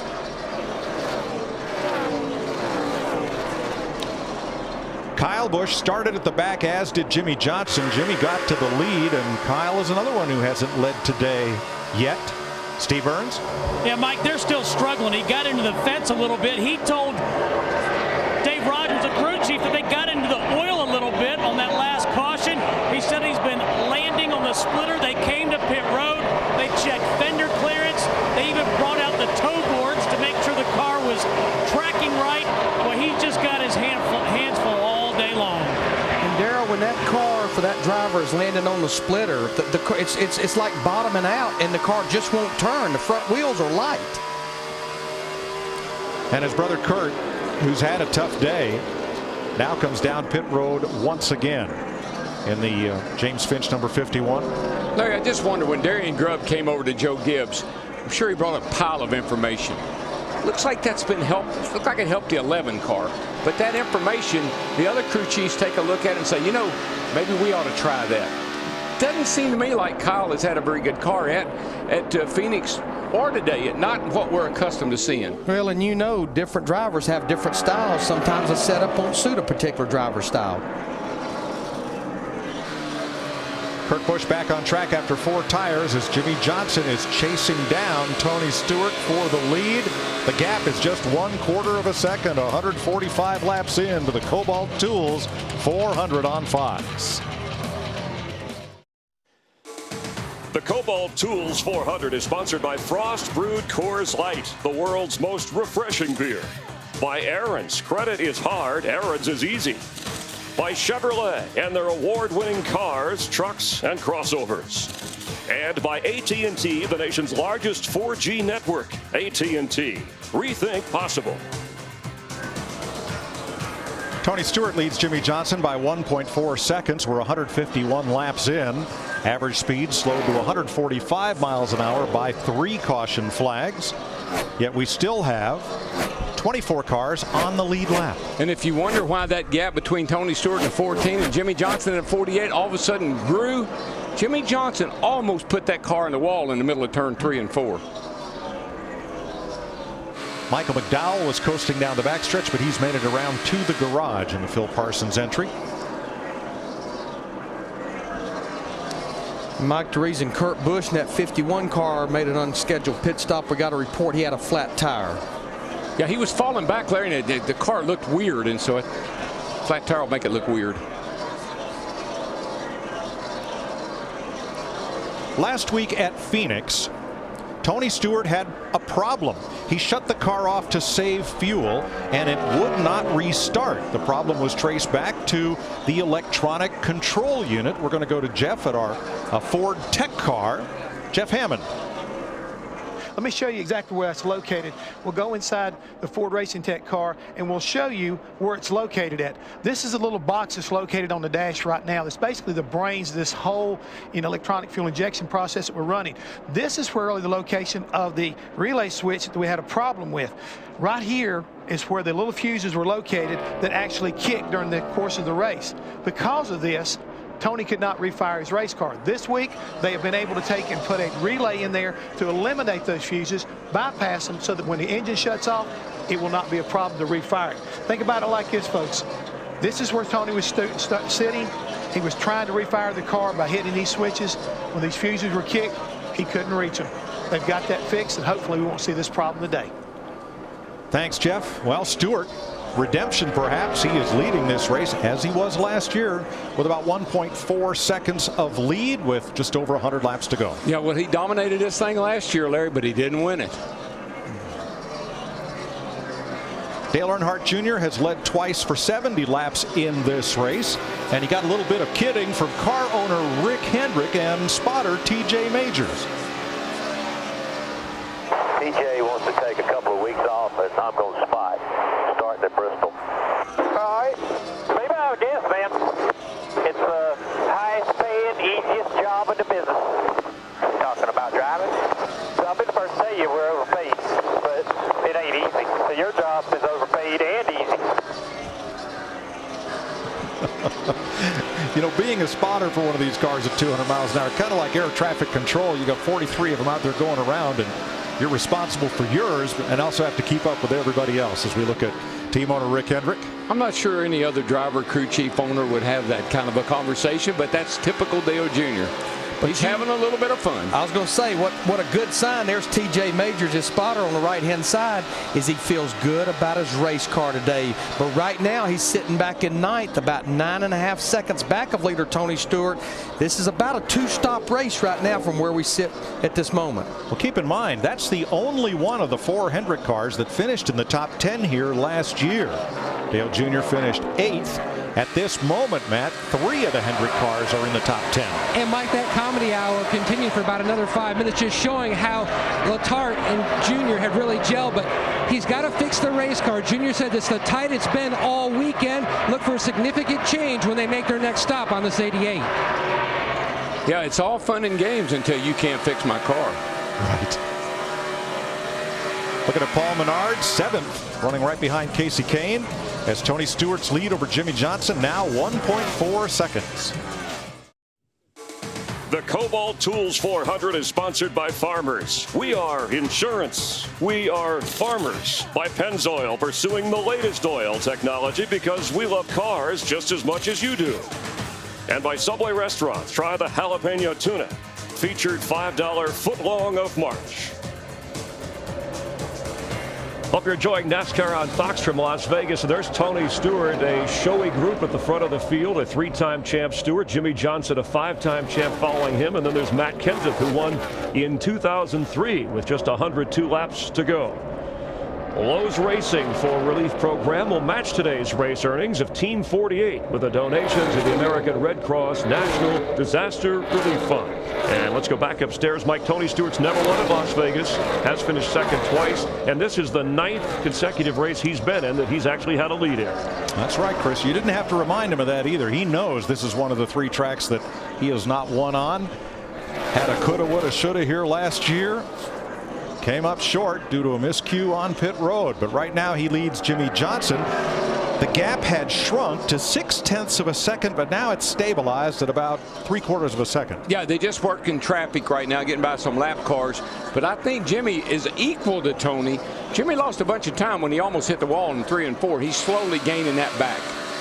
I think we'll see some drivers hitting pit road here shortly for green flag pit stops. If I go back to the last set of green flag stops, Greg Biffle in the 16 was one of the first drivers to hit pit road. We're seeing Dave Blaney there in the 36 on pit road for his green flag stop.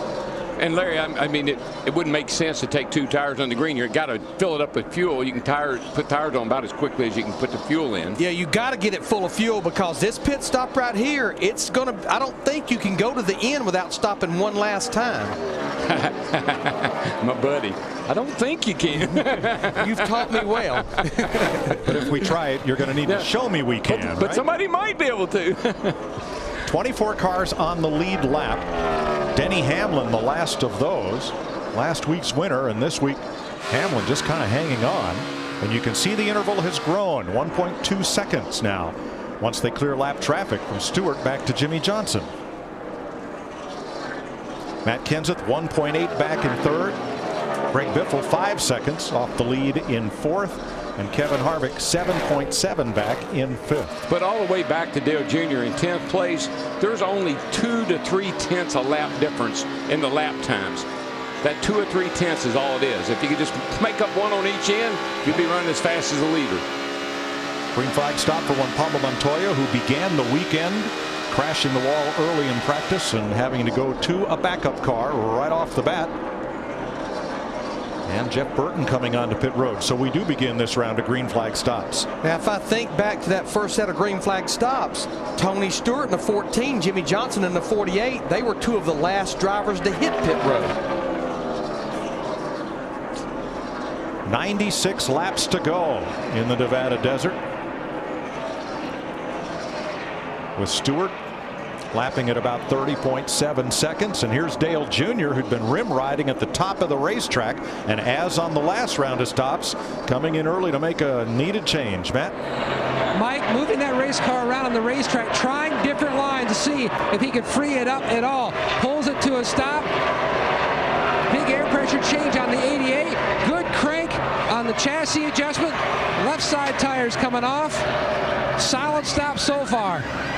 Trevor Baynes in, Joey Logano on pit road, Greg Biffle, Kevin Harvick, Casey Kane, Paul Menard, along with Carl Edwards, Jamie McMurray, and more. Kyle Busch is in too, Matt. And the Budweiser crew going to work. Harvick said he wanted an adjustment in the same direction that they went on the previous stop, but only half as much because he doesn't want to take too big of a swing, Krista, and get the car out of Greg Biffle coming in, he said, I am close. They were close on field here. He had to come in now. He said, this is the swing I marked on my calendar. I feel really good about this track. Paul Menard also in. Paul Menard has had a very solid car. They thought they had run over debris earlier in the race. They say all is good. Ryan Newman, Denny Hamlin, Mark Martin, Martin Truex are in. So is Clint Boyer and Marcus Ambrose. Yeah, definitely, Darrell. If I look at 94 laps to go, if you break that pretty much in half with 47 laps each run, maybe make it on one more stop. Krista. Martin Truex also in. Martin Truex needing his car just a little bit tighter. Dick? In for his pit stop, said it's only the center of the corner that he's not fast in. Very minor changes. Johnson said the car is very close. Jimmy coming out as Regan Smith comes in. David Ruderman also in. And here comes Tony Stewart, bringing Matt Kenseth down pit lane with him. Dick Berger. And Matt Kenseth now on pit road. The car was much better at the beginning of the race than it has been after he got himself into traffic. Matt. Dick, they're going to make a chassis adjustment for Stewart. The car goes back and forth, being too tight and then being a little too free. It was a little free on exit on both ends of the racetrack. Jeff Gooch Patterson's going to top off the 14. Solid stop. He is away. David Stremme, Brendan Gaughan in the pit lane. Now, Stewart had an 0.8 of a second lead over Jimmy Johnson prior to pit stops. Brad Keselowski and A.J. Allmendinger are now the front two with 92 laps to go. All right, that 17 bunch, though, they knocked out a pit stop then, Larry, and made up a lot of time. Which is not unusual for Matt Kenseth's pit crew.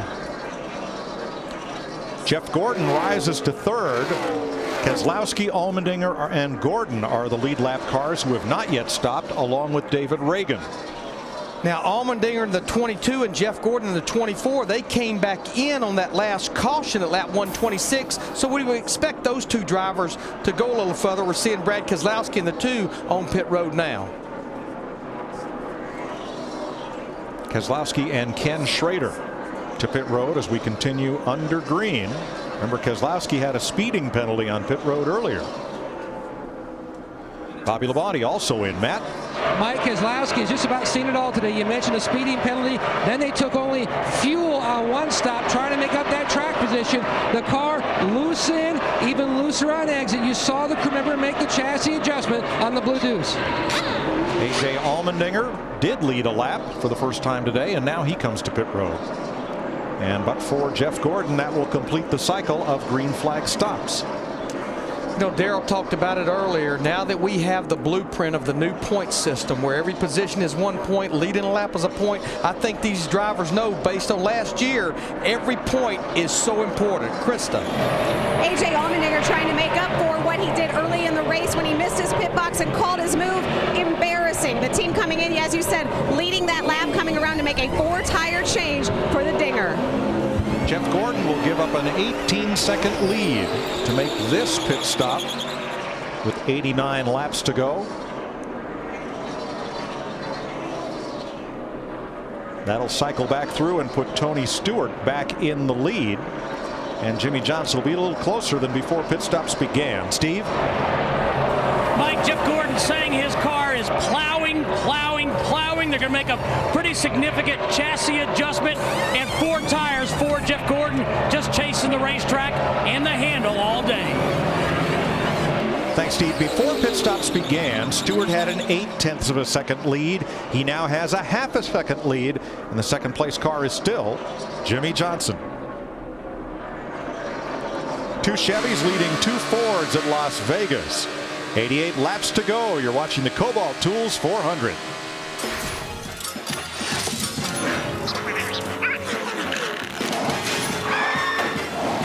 You're watching NASCAR on Fox.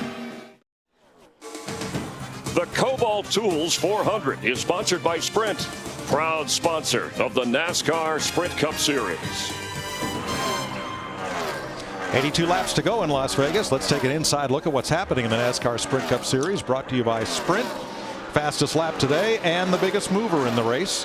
Get unlimited access to the NASCAR Sprint Cup Series with live in-car audio and real-time stats only on the Sprint Network. Learn more at sprint.com/speed. Jimmy Johnson up to second place. He's now 1.2 seconds behind race leader Tony Stewart, who has just put a lap on Jeff Gordon. While we were away, Casey Mears made an unscheduled stop for left side tires. Yeah, Steve Burns also said that he was out of fuel when Casey Mears came to pit road. Yeah, I heard him go by here and the motor sounded funny, and I guess it was running out of gas. Got a bit of a cloud cover now. We hadn't seen a cloud all week here in Las Vegas. Just now the sun is beginning to poke back through down in turns 1 and 2. So let's go down to the south end of the racetrack, turns 1 and 2, and Jeff Hammond at the University of Farmers. Well, Mike, right now you can kind of see I'm up here in turn 1, and everybody's talked about the bumps in turn 1 since we got here to Las Vegas. Talking to some drivers and crew chiefs late in Saturday afternoon, they said the longer they run, the more rubber that builds up down here on this end of the racetrack, the smoother the bumps have been getting. Watching the cars from this vantage point, especially our leader, Tony Stewart, and the guy chasing him, Jimmy Johnson, they're all over the racetrack looking for the proper line wherever the car feels the best. I'm not seeing the bounce that we saw early in the week. Cars are a lot smoother, and you can pretty much hunt and run wherever you want to. For Tony, keeping a wide arc and running right through the middle of 1 and 2 seems to be pretty fast for our leader. Thanks, Jeff. There's Stewart off turn 2 down the backstretch. And that's what great drivers do. They know their car so well, and they know how their car's handled. A little tight, I'm going to move up. A little loose, I'm going to try something else. I'm going to find a place where this car will perform at its best, and it makes it easy to drive. Boy, Matt Kenseth has come on since this last pit stop. His number 17, right in Jimmy Johnson's tire track, 2nd to 3rd. Yeah, he made up a ton of time in the pits. A great pit stop, and he came out, and ever since they restarted or started back on this last round of pit stops, he's been fast. Kenseth back to 2nd place. Now down in turns 1 and 2, there are billboards that line the track and cast shadows that we thought might be a factor today. But at 2 o'clock this morning, daylight savings time kicked in, so we're not going to get that late afternoon sunshine and shade like we've seen here the rest of the weekend. Yeah, but I think the biggest thing that's happening here is, like Jeff Hammond talked about, that rubber starting to build up. A guy that can't be happy with his car, Larry, is the guy down on the right of the screen there, Jeff Gordon. He has struggled with this car all day long. Ooh. Not sure. Looked like he wasn't happy with Joey Logano on the 20 either. I think he's going to take it out on Joey Logano. And just moments ago, that's Eric Almirola on the outside of, whoa, race leader Tony Stewart. And that's what happens. You get down on the bottom of the track coming off turn 4, carrying a lot of speed. You need the whole racetrack. And he had to get hard onto the steering wheel to try to keep off of Eric, and he almost spun into him. What I saw right there, though, look at Matt Kenseth in the 17 with Jeff Gordon in the 24 and Joey Logano 23 wide on the apron. Here at Las Vegas, you can go below that white line because it's not a double yellow line like at Daytona. I think Jeff Gordon is trying to school the young man in the 20 car. He's not taking any of Joey Logano's stuff right now. Jimmy Johnson trying to work through this group. He's now the 3rd place car as Kenseth gets a little further away. Darrell, when you do what Kenseth did and drop all the way down below the white line, you've got a lot of room to race there, but that's not clean racetrack. No, it's not. It's dirty, but here's what's going on with Jeff Gordon and Logano. They're fighting for the lucky dog. And so they're not really, I mean, it looks aggressive, and it is, because Jeff knows he's got to stay ahead of that 20 in case the caution comes out. There's A.J. Allmendinger down on the apron in his Penske Dodge, and we'll see if he's headed for pit road or for the garage. 72 laps to go. Tony Stewart in the lead. This past Friday night in Las Vegas, Kevin Harvick took in the latest Ultimate Fighting competition this upcoming Friday on Ultimate Fighter Live. Rivalries hit home when coaches Dominic Cruz and Uriah Faber divide the final 16. Who will be the first to fight? Don't miss Ultimate Fighter Live Friday, 10 p.m. only on FX. Tony Stewart, your leader, 1.6 seconds up on Kevin Harvick, and A.J. Allmendinger did go to the garage while we were away. A while back, we saw this with race leader Tony Stewart trying to lap Eric Almirola. And here's what Tony had to say about that slide. Had to work there a little bit, didn't you? I kind of had my hands full.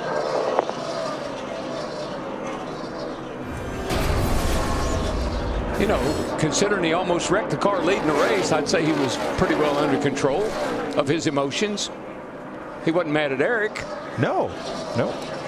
thing I noticed, the tracker, the pointer there, 170 miles an hour, yanking it to the left. Oh, yeah, in a four-wheel slide. Matt Kenseth, second place car, 1.1 seconds off the lead, and that number's coming down. He is closing on Tony Stewart. If I was Tony Stewart and Matt Kenseth was that close to me, I'd be worried, because Matt's always saving a little something. Jimmy Johnson in a backup car, went from the back to the lead and now sits in third, 3.6 back, and caution is on the speedway for debris in the back straightaway.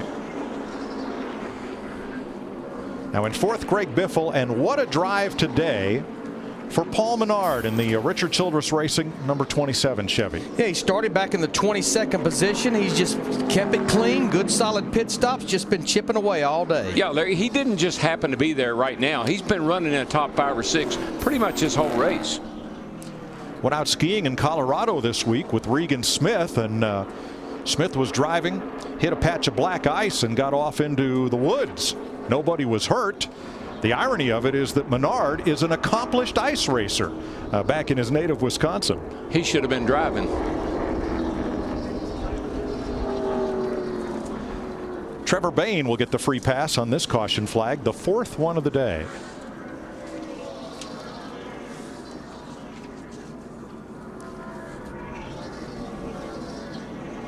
.62 to go.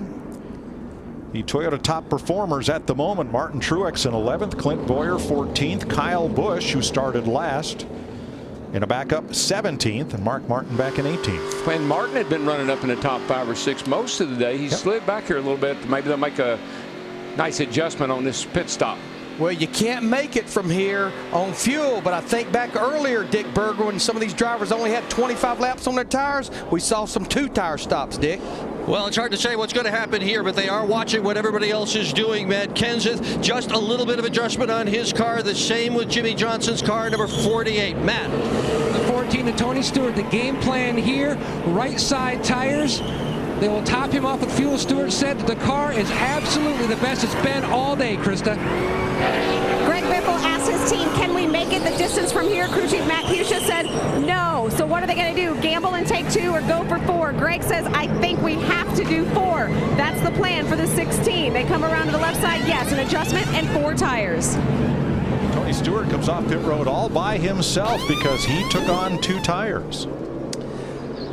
I think I saw that 88 of Dale Earnhardt Jr., Jamie McMurray in the 1, and Ryan Newman in the 39. Those top 4 plus Kyle Busch 2 right side tires. What will be the winning hand in Vegas? 2 tires or 4? We'll be right back. Las Vegas watching closely the Kobalt Tools 400 from Las Vegas Motor Speedway. Under 60 laps to go. Tony Stewart leading Dale Earnhardt Jr. Recent round of pit stops as we're getting ready to go green. Strategy on tires. I love what Dale Jr. did. We saw that car fast when it was up front. He got in the back. He couldn't go anywhere. Got 2 tires. He's back up on the front row. Tony, that's a little bit more questionable. He came in the leader, got 2 tires. Matt Kenseth is back in 5th with 4. Could be a tough matchup to beat somebody with 4 tires. What should we look for on the restart? Look for Tony Stewart to try to hug that white line, run low, and get away from Dale Jr. He needs to put a gap on the guys behind him that have 4 tires, so by the time the new wears off their tires, he has a bit of a lead. With Michael Waltrip, Chris Myers, back up to Darrell, Larry, and Mike. Temperatures, the weather, of course, the tires, and the guys at the front of the pack. Mike. Thanks, Chris. Denny Hamlin and Jeff Gordon took the wave around to get back on the lead lap, but that means they did not stop during this caution flag. 7 other drivers, more than a lap down, also took the wave around. So on the restart, Stewart and Earnhardt at the front. Jamie McMurray, who's had 2 tough finishes in that car, number 1, 31st at Daytona, 37th at Phoenix, but McMurray running very well today. He and Ryan Newman, row 2. Kyle Busch and Matt Kenseth, Greg Biffle, Jimmy Johnson. And the top 10, Paul Menard and Martin Truex Jr. as we get ready to restart with 58 laps to go. Ready for the green flag, and we'll give you NASCAR on Fox. Crank it up as we go green.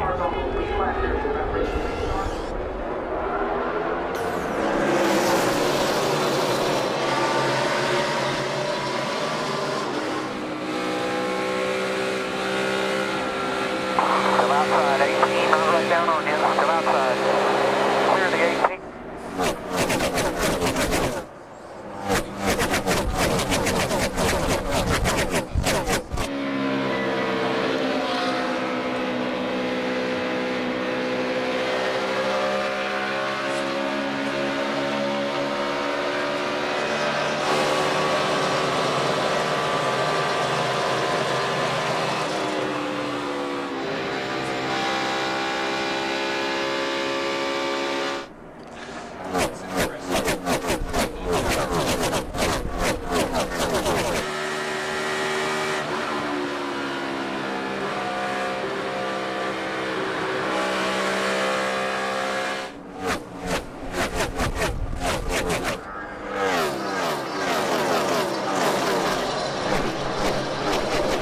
Dale Earnhardt Jr. spun the tires on the restart, so it was the inside lane that went. Tony Stewart, Jamie McMurray with Earnhardt now third. Kenseth sitting in fourth. Ryan Newman, Greg Biffle, Kyle Busch back up in the top 10. Paul Menard, Carl Edwards, Jimmy Johnson. Yeah, I thought Junior really was impressive. I mean, Kenseth's got 4 brand new tires on his car, and he got by Junior, but Junior drove right back around him.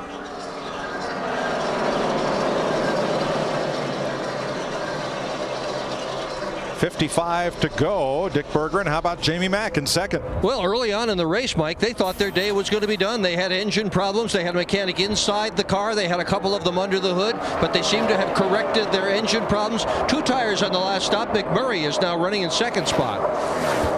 Yeah, we had 6 drivers go with just 2 tires. Stewart, Dale Earnhardt Jr., McMurray, Newman, Kyle Busch, and Martin Truex Jr. You know, that caution flag right there, Larry, was a perfect time for a lot of these guys. They got caught back up, and now there's some guys that are going to be players in this game, and there goes one of them right there in that 99 car.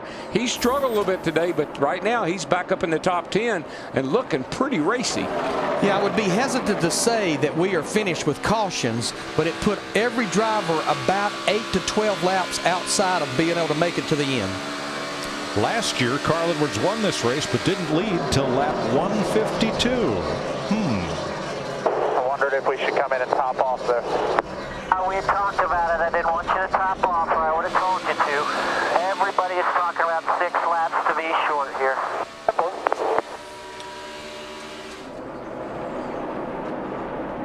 But you know Jimmy what? Johnson, Carl Edwards. You know what I like about that? Carl asked a question. Bob Osborne emphatically said, if I'd wanted you to come in, I would have told you. Right. With confidence. With confidence. You know, you drive the car, I'll run the pits. Well, the Fords are going forward. Matt Kenseth moves up to third, passes Dale Jr., and Kenseth now 1.7 out of the lead. Tony Stewart out front of Jamie McMurray by 0.8 of a second in the Kobalt Tools 400. Who will take home this unique trophy in Las Vegas? The Kobalt Tools 400 is sponsored by Kobalt Tools. Kobalt, the next generation of tough tools. 46 laps to go in Las Vegas. Tony Stewart leading Jamie McMurray by 1 second. 2010 was Jamie's year. Won Daytona, won the Brickyard, won 3 of the sport's biggest races, just missed making the chase. And 2011 was just devastating. They just had no luck at all. Started the season out with 2 finishes in the 30s, and here he is running in second. Well, he and his crew chief, Kevin Bono, I like that combination. I'll tell you why. Last year when they weren't running good, I never heard Bono one time say it was Jamie's fault. He said, well, cars are not right. We don't have the right stuff. And here they are now. They got their cars better, obviously, and running good. Matt Kenseth up into second place. 1.4 behind Tony Stewart. Let's take an inside look at what's happening in the NASCAR Sprint Cup Series, brought to you by Sprint. We're going to go on board and take a ride around with Jimmy Johnson riding 5th.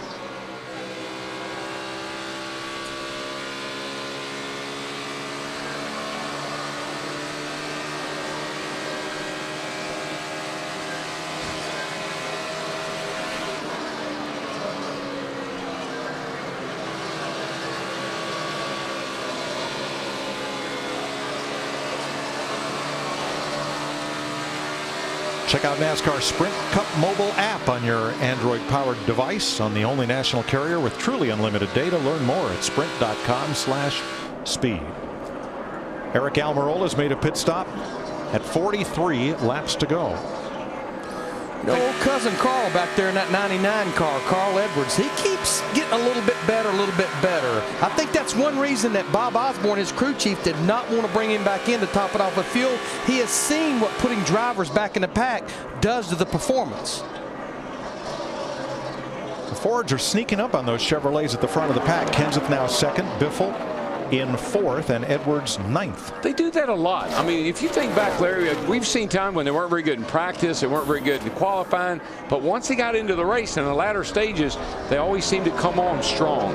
But here comes Paul Menard trying to get back up to the 5th position where he was earlier. Had a run on Carl Edwards up on the top side of the racetrack. See if he completes the pass here off turn 2 with 41 to go. That Menard, he has driven a great race today. I hope he can bring it home because he has had a great run all day long. Paul now in 9th place. Kyle Busch has been in and out of the top 10 after starting that backup car in the back and getting into the wall in the oil from Travis Quapple's engine. Well, he's had a rough start to the season. I mean, you think about his Saturday car. He wrecked it yesterday, and he had wrecked his primary car and had to go to a backup car, and he's had a rough couple of weeks. And he was one of the drivers that elected to go with just 2 tires on that last stop as well. I think you really need a good driving car. We got a caution out with debris on the front stretch, but I think you have to have a really decent driving race car to go with 2 tires. With 39 laps to go, we're under yellow. Should this be the final pit stop? Yes, this will definitely get you there on fuel. And I would not be surprised to see some of the drivers that changed 4 tires on that last stop, little fuel only. You don't need much. Remember, like Bob Osborne said, we're only about 6 to 8 laps shy.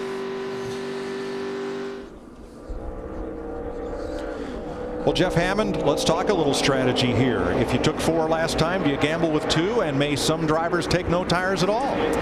I think the guys are going to take no tires at all now, Mike, because we've all seen track position being so important, because I think that's what Tony Stewart and Steve Addington were planning on trying to do, is get Tony out front, tell him just to run as hard as you can, because if it had stayed green, they had to duck down pit road, splash of gas on the victory lane. Now they've got to be careful not to, once again, fall victims of staying on pit road too long. I look for those guys to go gas only once again and get out there and stay out front. I know another thing that we could see here with 21 drivers on the lead lap, we anticipate all of them will pit. If you're only there for a few seconds, you have to be heads up, because you'll be leaving your pits as another driver's coming in, and we see a calamity a lot of times. What if I stayed out? Can I make it? It's going to be awfully marginal. I do not want to put you in that boat, because we have too many unknowns, just like what we saw at Phoenix last week. What if that's the only way I could win this race? Well, now you'd have to run 61 laps, and some of those laps will be under caution. Ooh, that's a gamble. That's still about 8 to 10 laps. Yeah, they were 6 laps, so 6 laps is... All right, pit road's open. Jeff Burton gets the free pass. Let's start with Dick Berggren. And Matt Kenseth currently running in 2nd position. Just minor changes, going to tighten the car up just a little bit. And Jimmy Johnson running in the 5th position. Minor changes there. Matt. Tony Stewart's car was about 6 laps short on fuel. Addington has made the call. They are just going to top him off to try to keep as much track position as possible, Krista. Greg Biffle was told by his team, we have to stop. We could not have made it the distance. They decided they needed about 3 seconds of fuel. That is all they're getting. Tire changes for Denny Hamlin, Jeff Gordon, and Martin Truex. Regan Smith. But a lot of drivers took fuel only. Yeah, it's aggravating to have to stop for 3 gallons of fuel, but that's what you have to do. Dale Jr., Paul Menard, Ryan Newman, 2 tires. We saw drivers that changed 2 tires the last time. Drivers that changed 4 tires go with fuel only. I said it to the mid-race report. You have to do now whatever you can do to keep your driver near the front of the pack. With 37 laps to go, let's get an AT&T race break.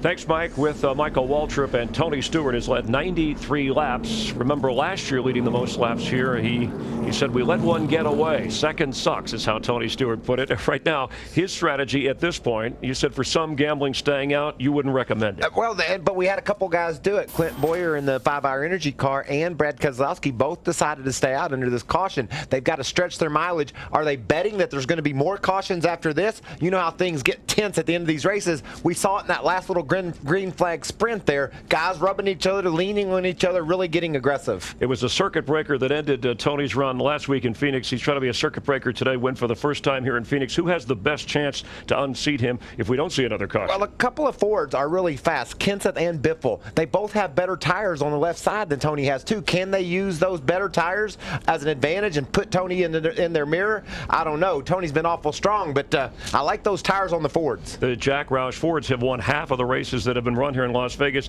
The disappointment of Carl Edwards, who really 8th his best so far. He started 21st. Well, kind of like Darrell said, he's been Casey Kane-ish. You know, Casey got back around 10th or 12th, and he hasn't been able to go anywhere. Carl's in that same boat. And look at Kyle Busch. He started last, drove all the way to the front despite running into the wall and being in a backup car. But once he got to the top 10, hadn't been able to go any further. So those are some guys who felt like might be stronger than they are. You know, Michael, we saw Dale Earnhardt Jr. lead the first 43 laps of this race. He's led 70 total today. That's more than all of what he led last year, which was just over 50 laps. What kind of opportunity do you give him? And you've talked before about being out in front versus being in back of the pack a little bit. Yeah, he's in the top 10. He put himself on the front row for a restart, but he spun his tires and lost 3 or 4 spots, was able to hang in there, but not as well as Tony. 2 tires on that 88 car of Dale Earnhardt Jr.'s didn't work as good as the ones on Stewart. The last 9 races that Dale Earnhardt Jr. has actually led, the most laps that he's failed to win, running second here at the moment behind, as we said, Tony Stewart, your race leader, and leading 94 laps. Let's see how our drivers are doing in the AT&T Fastest Driver Challenge here. And you can sign up to play AT&T Fastest Driver Challenge next week by texting FAST to 34763 or go to AT&TFastestDriver.com for a chance to win 4Gs. Brought to you by the nation's largest 4G network, Rethink Possible. Speaking of next week, it's been a rough day for the Busch brothers, but when you go to Bristol, as we will next Sunday, they always seem to do well there. This is Thunder Valley. The 3 R's of racing: wrecking, retaliation, and rivalries. She's a lot like a heavyweight fight. Rubbing is racing. You've got to either be worried about getting run over or running over somebody else. It's the world's fastest conveyor belt. That's Bristol. This is where the Thunder rolls. It's all about the wild thing. Thunder Valley. We'll see you there. Next Sunday with NASCAR on Fox, Eric Almirola took the wave around. As we get ready to go back to green, the 2 drivers on the front row did not pit. There's Almirola's car, the King's number 43. Interesting story there. Taking a page from Major League Baseball, Richard Petty now has racing fantasy camp. A bunch of folks are here to hang with the King at the race. Then they'll go run the Bull Ring at Las Vegas on Monday, drive the Super Speedway Tuesday, and a road course Wednesday. Fantasy camp. Pretty cool. All right. Clint Bowyer and Brad Keselowski stayed out. Here's the Keselowski decision. Staying out, no matter what these cats do in front of you. Staying out. Staying out. Here you go, bud. Clean air. Ask and you shall receive. Before pit stops, Bowyer was 13th. Keselowski was 14th. Steve on Bowyer. And crew chief Brian Patty told Clint Bowyer, go ahead and pit. We'll finish 13th. Stay out. We could win this thing. They're going to go for it. That's my strategy. The only way I can win this thing is maybe stay out. I'll take a chance. And by the way, before we go green, I want to say hello to my sweet wife back home. Thanks, Darrell. Stevie a little bit under the weather. And hello to Walter Cox from our NASCAR on Fox staff. Little indigestion put him away from the racetrack today. Green flag. Oh, here comes Stewart to the bottom. 3 wide for the lead. That's Vegas, baby. Remind me of Tony Stewart of Homestead back in November when he knew what he needed to do. He didn't take the lead. He stole it. So much for clean air. That was the thunder from down under the white line to get the lead for Stewart. You know, early last year, Tony was struggling on restarts. But, man, all of a sudden, latter part of last year, he came alive when it come time to drop that green flag. There's still 3 wide mid-pack. Casey Kane down to the bottom. Menard, the meat and the sandwich. Ryan Newman up top. That usually doesn't work very long, very well.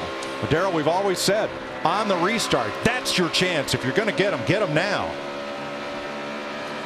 Well, they're proving that to be the right theory. I can tell you, they got them grouped up. Boy, Matt Kenseth there in the 17 car got up out of the groove, had to get out of the throttle. He lost a bunch of spots.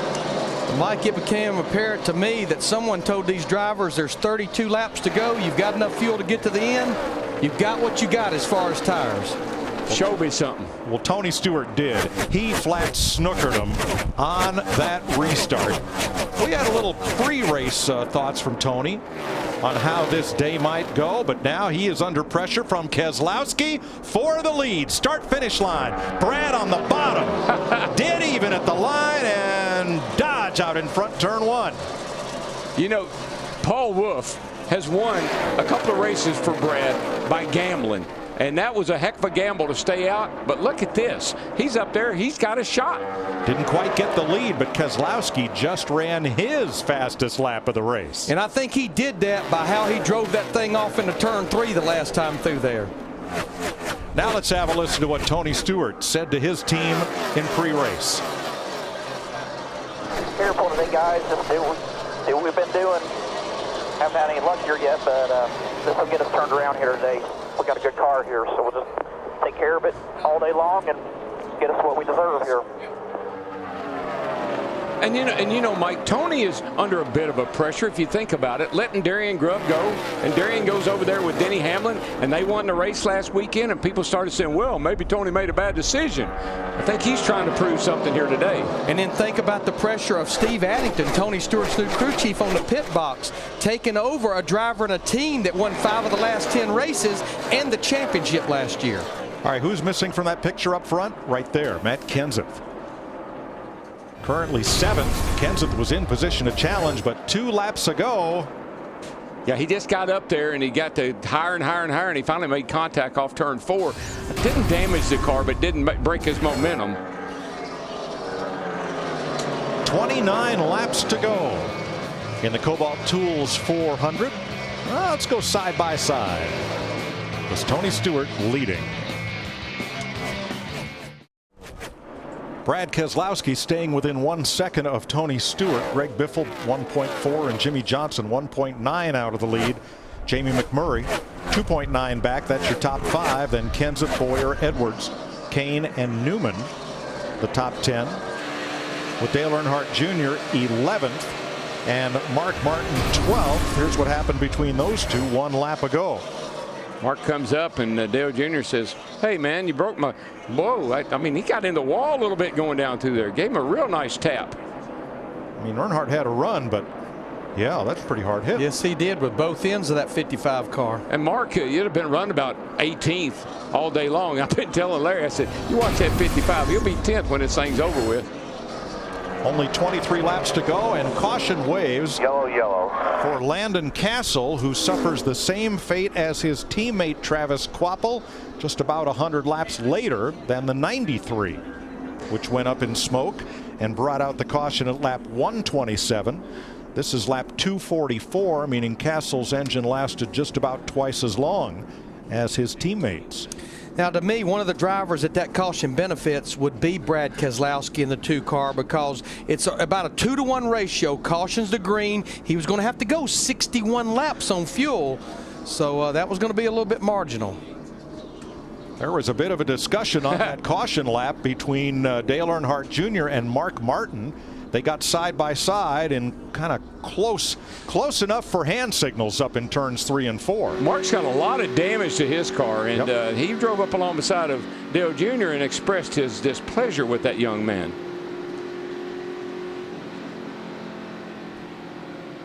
Back single file. Everything okay now under this caution. The 6th one of the day with 22 laps to go. Before that caution, a driver that was really coming was Jimmy Johnson in that 48 car. We was watching his lap times, and he was on the move. Yeah, if Tony Stewart had a great restart last time, he better have another one equally as good this time.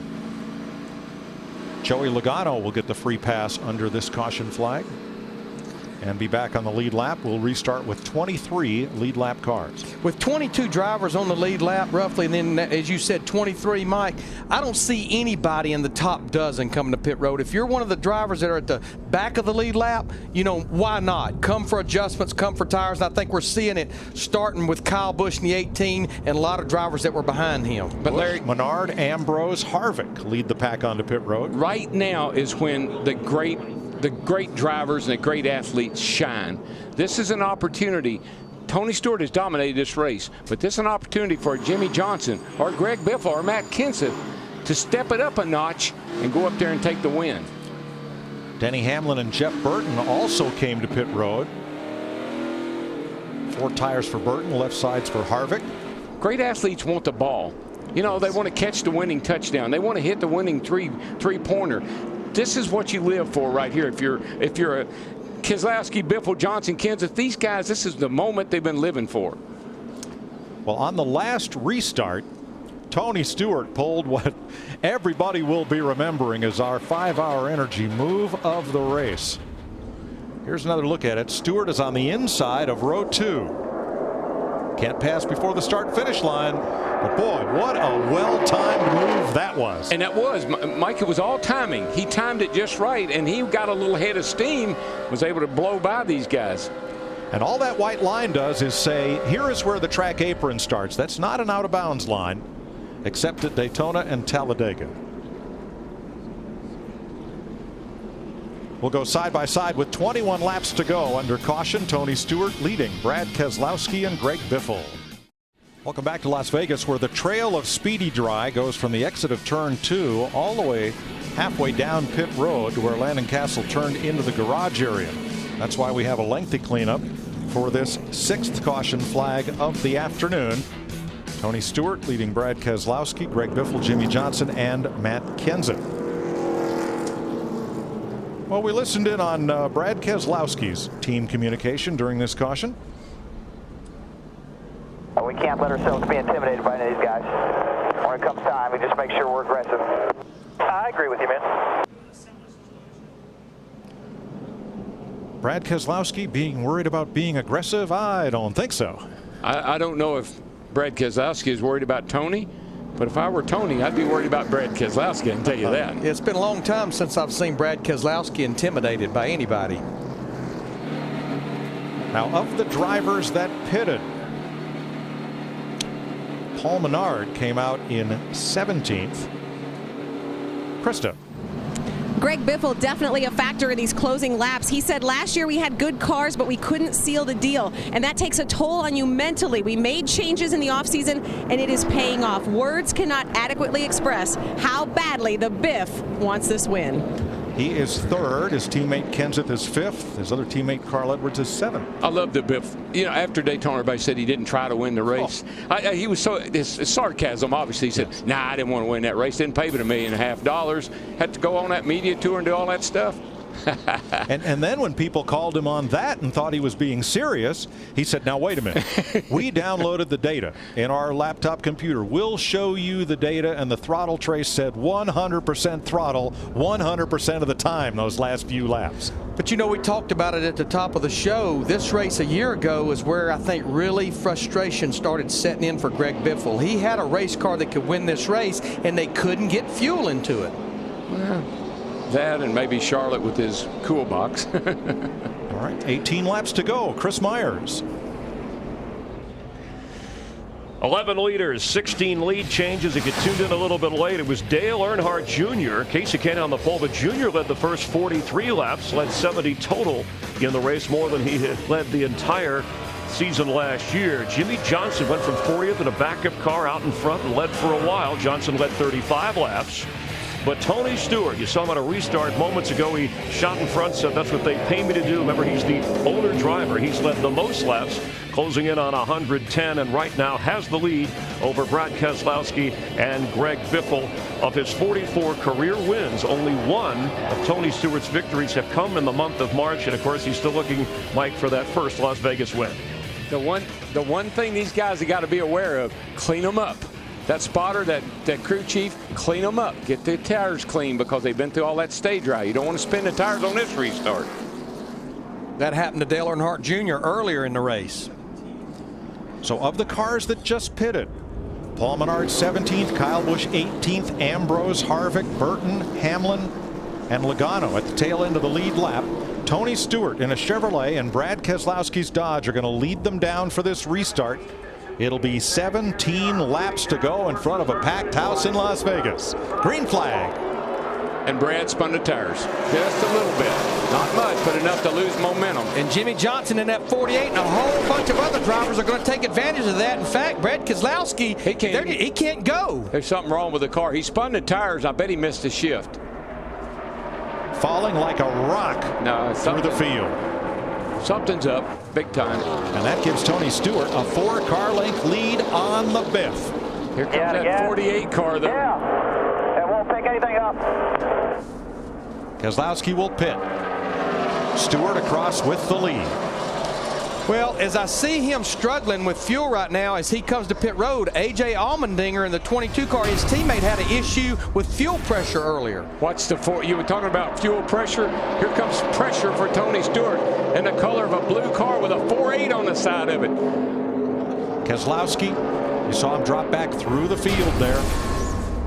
As everyone else was coming to speed, he will go a lap down as he gets gas. And Jimmy Johnson, the new second-place car, closes to within 2 car lengths of the lead. He that was last shall be first. Started at the back in a backup car after a practice crash yesterday, Jimmy Johnson. And Larry, I know we've said this a couple of times, but I knew when that car hit the racetrack, as soon as they rolled that car out, it was a better race car than what they wrecked. At least the practice speeds and the way it looked told us it was. Jimmy has won 4 of the last 7 Las Vegas Sprint Cup races. And Jimmy Johnson just ran. So did Tony Stewart. Fastest lap of the race. All the top 5 just ran their fastest lap of the race just now. And Tony Stewart's looking in his mirror and he's saying, oh, and you can fill in the blank. But Jimmy Johnson said this week when he was asked about being at such a points deficit after that penalty at Daytona, which the appeal will be heard Tuesday, what do you think? He said, sounds like to me, we need to go out and win some races. 13 laps to go. We'll go side by side for the final time before the checkered flag today. You're watching NASCAR on Fox.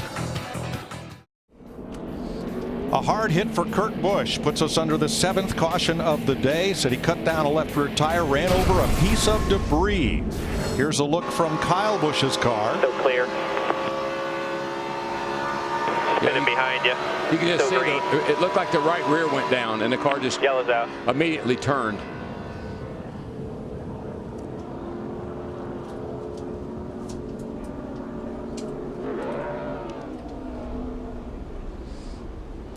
Just caught the end of the one barrier and into the other. Now, that was similar to an area that Jeff Gordon hit a couple of years ago that was not protected by a safer barrier. So that wreck a lot less severe than it might have been a few years ago.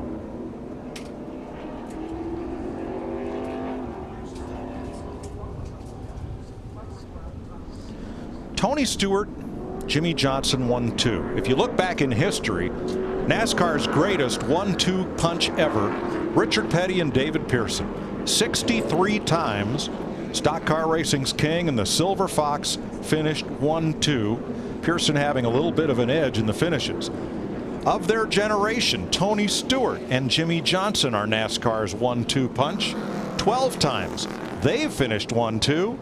Johnson went to victory lane 7 of the 12 times. But the 5 times that Tony won, 3 of those 5 were on 1.5-mile racetracks like this one. Well, that's a 5-time against a 3-time. That's right. We'll see how it works out. I don't know how they're going to finish up, but all I know is this next restart, you better strap your TV down because it's going to be exciting. Then throw those 3 Roush Fenway drivers in the mix. Greg Biffle in the 16, Matt Kenseth in the 17, and Carl Edwards in the 99. There's some hungry hounds back there. What was it we said about halfway, man? The Fords just aren't running very good today. And there they are. And Jamie Mack in the 1. How long has it been since he's been to victory lane? Casey Kane in the 5, our pole sitter. Clint Boyer in the 15. Ryan Newman and Dale Earnhardt Jr. your top 10 for this restart. Roush Fenway Fords 3rd, 4th, 5th right now. And nobody knows how important a win is more than Tony Stewart, because that's how he won his championship, by having more wins than Carl Edwards last year in 2011. David Reagan getting the free pass. And now this does play into Clint Boyer's hands. Remember, he did not make a pit stop at lap 230, but these additional caution laps will likely allow the 8th place car to get to the checkered flag. And remember, you live for this moment, but you can't let this moment overcome you. You got to stay cool. Take all the skill you got, bring this thing home. Dale Jr. has led 70 laps today. Can he lead the last one? He's 9th. Ryan Newman's run up toward the front, but not at the front. Clint Boyer in 8th, Kane in 7th, McMurray in 6th. I like where Biffle's sitting. He could do exactly what Tony Stewart did on that last restart. He could go by both the 48 and the 14 going into turn 1. Hey, how about Trevor Bain up for 11th place with Mark Martin in the 6th row? He's had a nice comeback today. Green flag, here we go. 9 laps to go. Holy cow. And Stewart gets way away. Nobody going to do anything with that. But I think at the same time, Jimmy Johnson in the 48 spun his tires just a little bit, just enough to let Tony really get away. Yeah. Nobody's been able to touch Tony Stewart on restarts today. No, sir. That thing took off like a shot out of a cannon. 23 cars on the lead lap to finish it. It'll be 8 to go when they come around. Oh, I tell you what, I don't think we'll make it to the end without another caution. No. Trouble, Kyle Busch, turn 4. Around he goes. No caution. Looks like NASCAR's going to see if he's going to get going. He's got the car moving. He's going to go down pit road. We stay green. And nobody checked up in the back straightaway. And now, spin in turn 4. now the caution waves.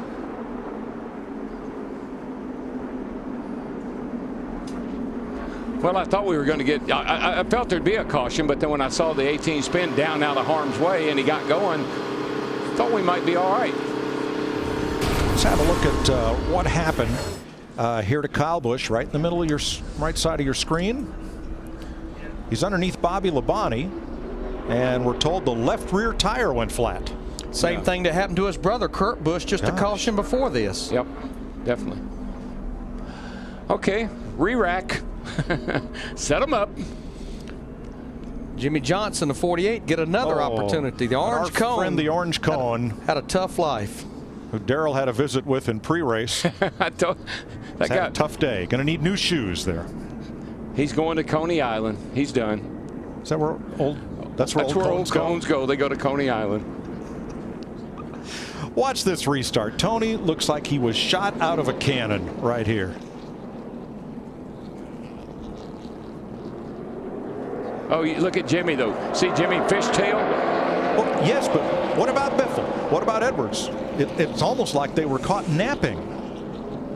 And Jimmy's crew chief, Chad Knaus, not thrilled with that one. Oh, shucks. They get a second chance now. Oh, dang.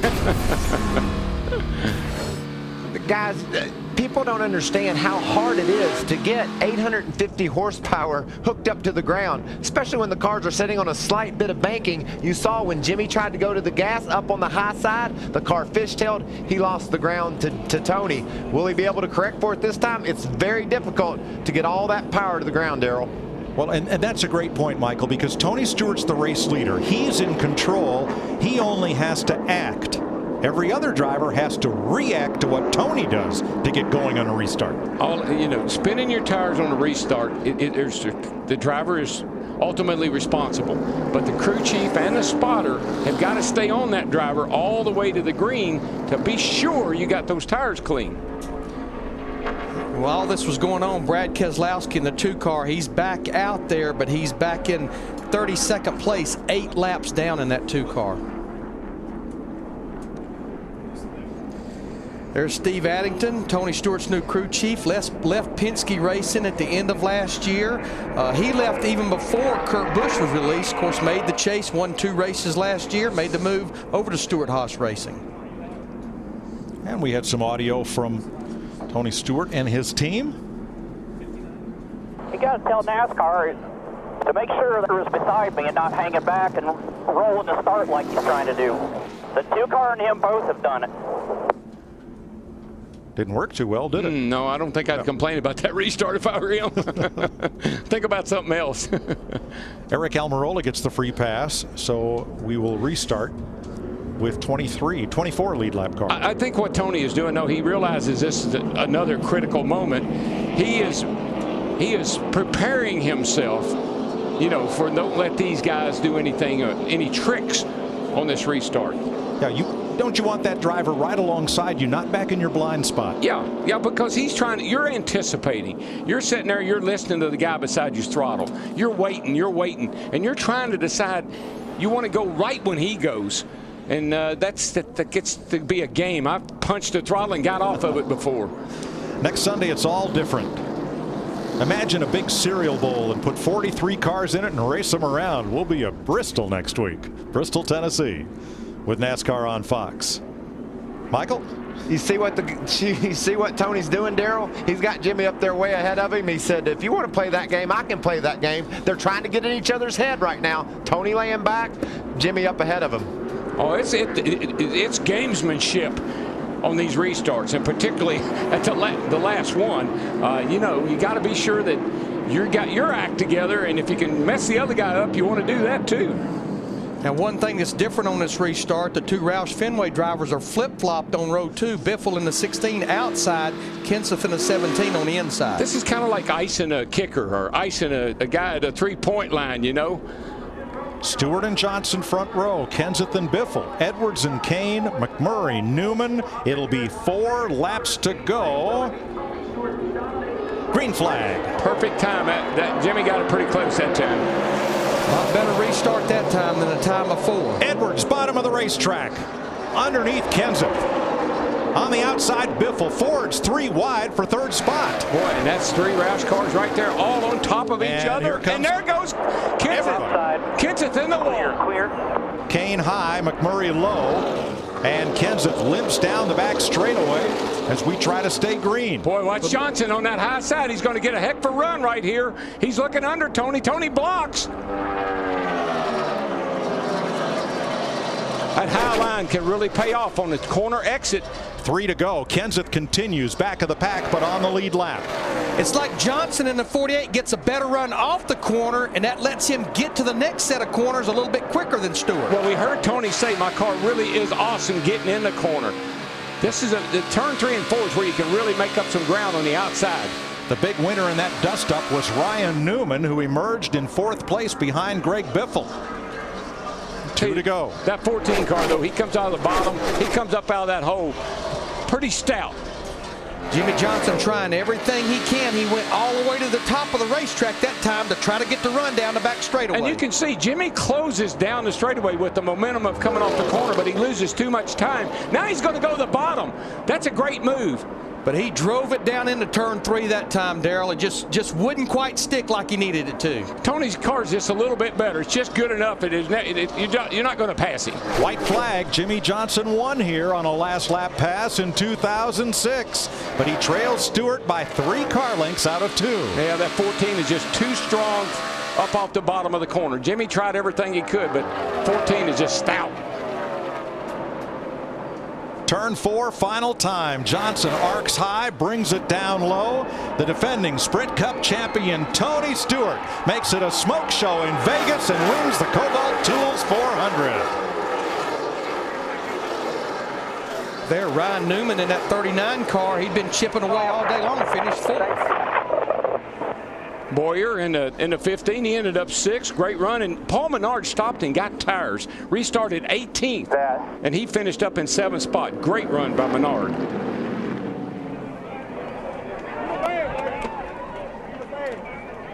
Steve Addington gets his first win with Tony Stewart, that 14 team. Tony Stewart has now won 6. Great job, our bud. 6 of the last 13 Sprint Cup races. So the combination of Stewart, he's continuing to win. Grubb, he goes somewhere else. He continues to win. The dominance continues.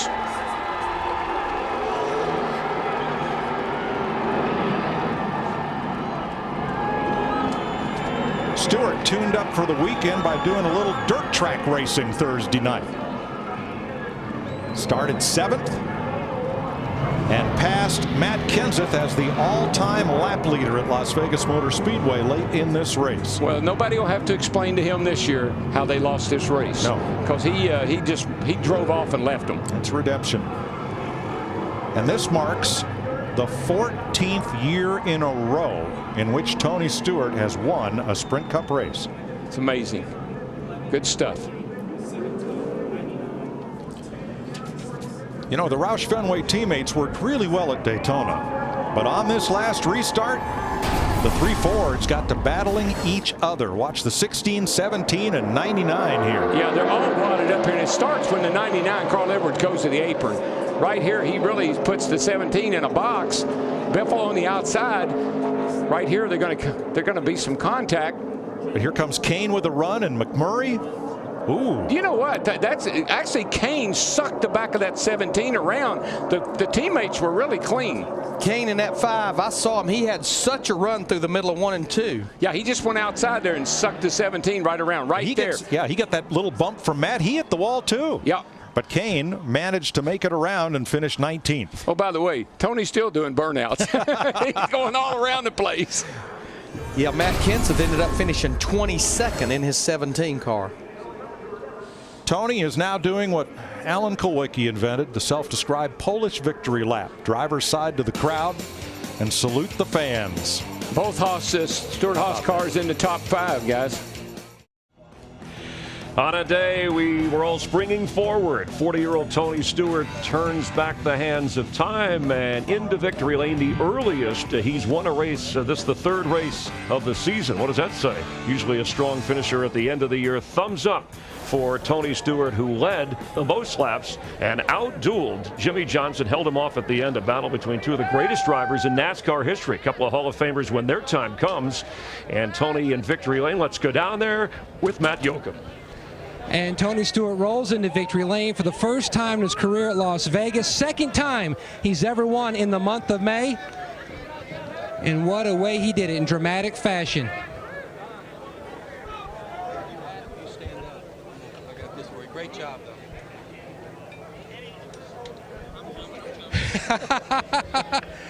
He says, I'm coming, I'm coming. The guys in the back ready to start celebrating. And what way to win than in dramatic fashion like he did at Las Vegas.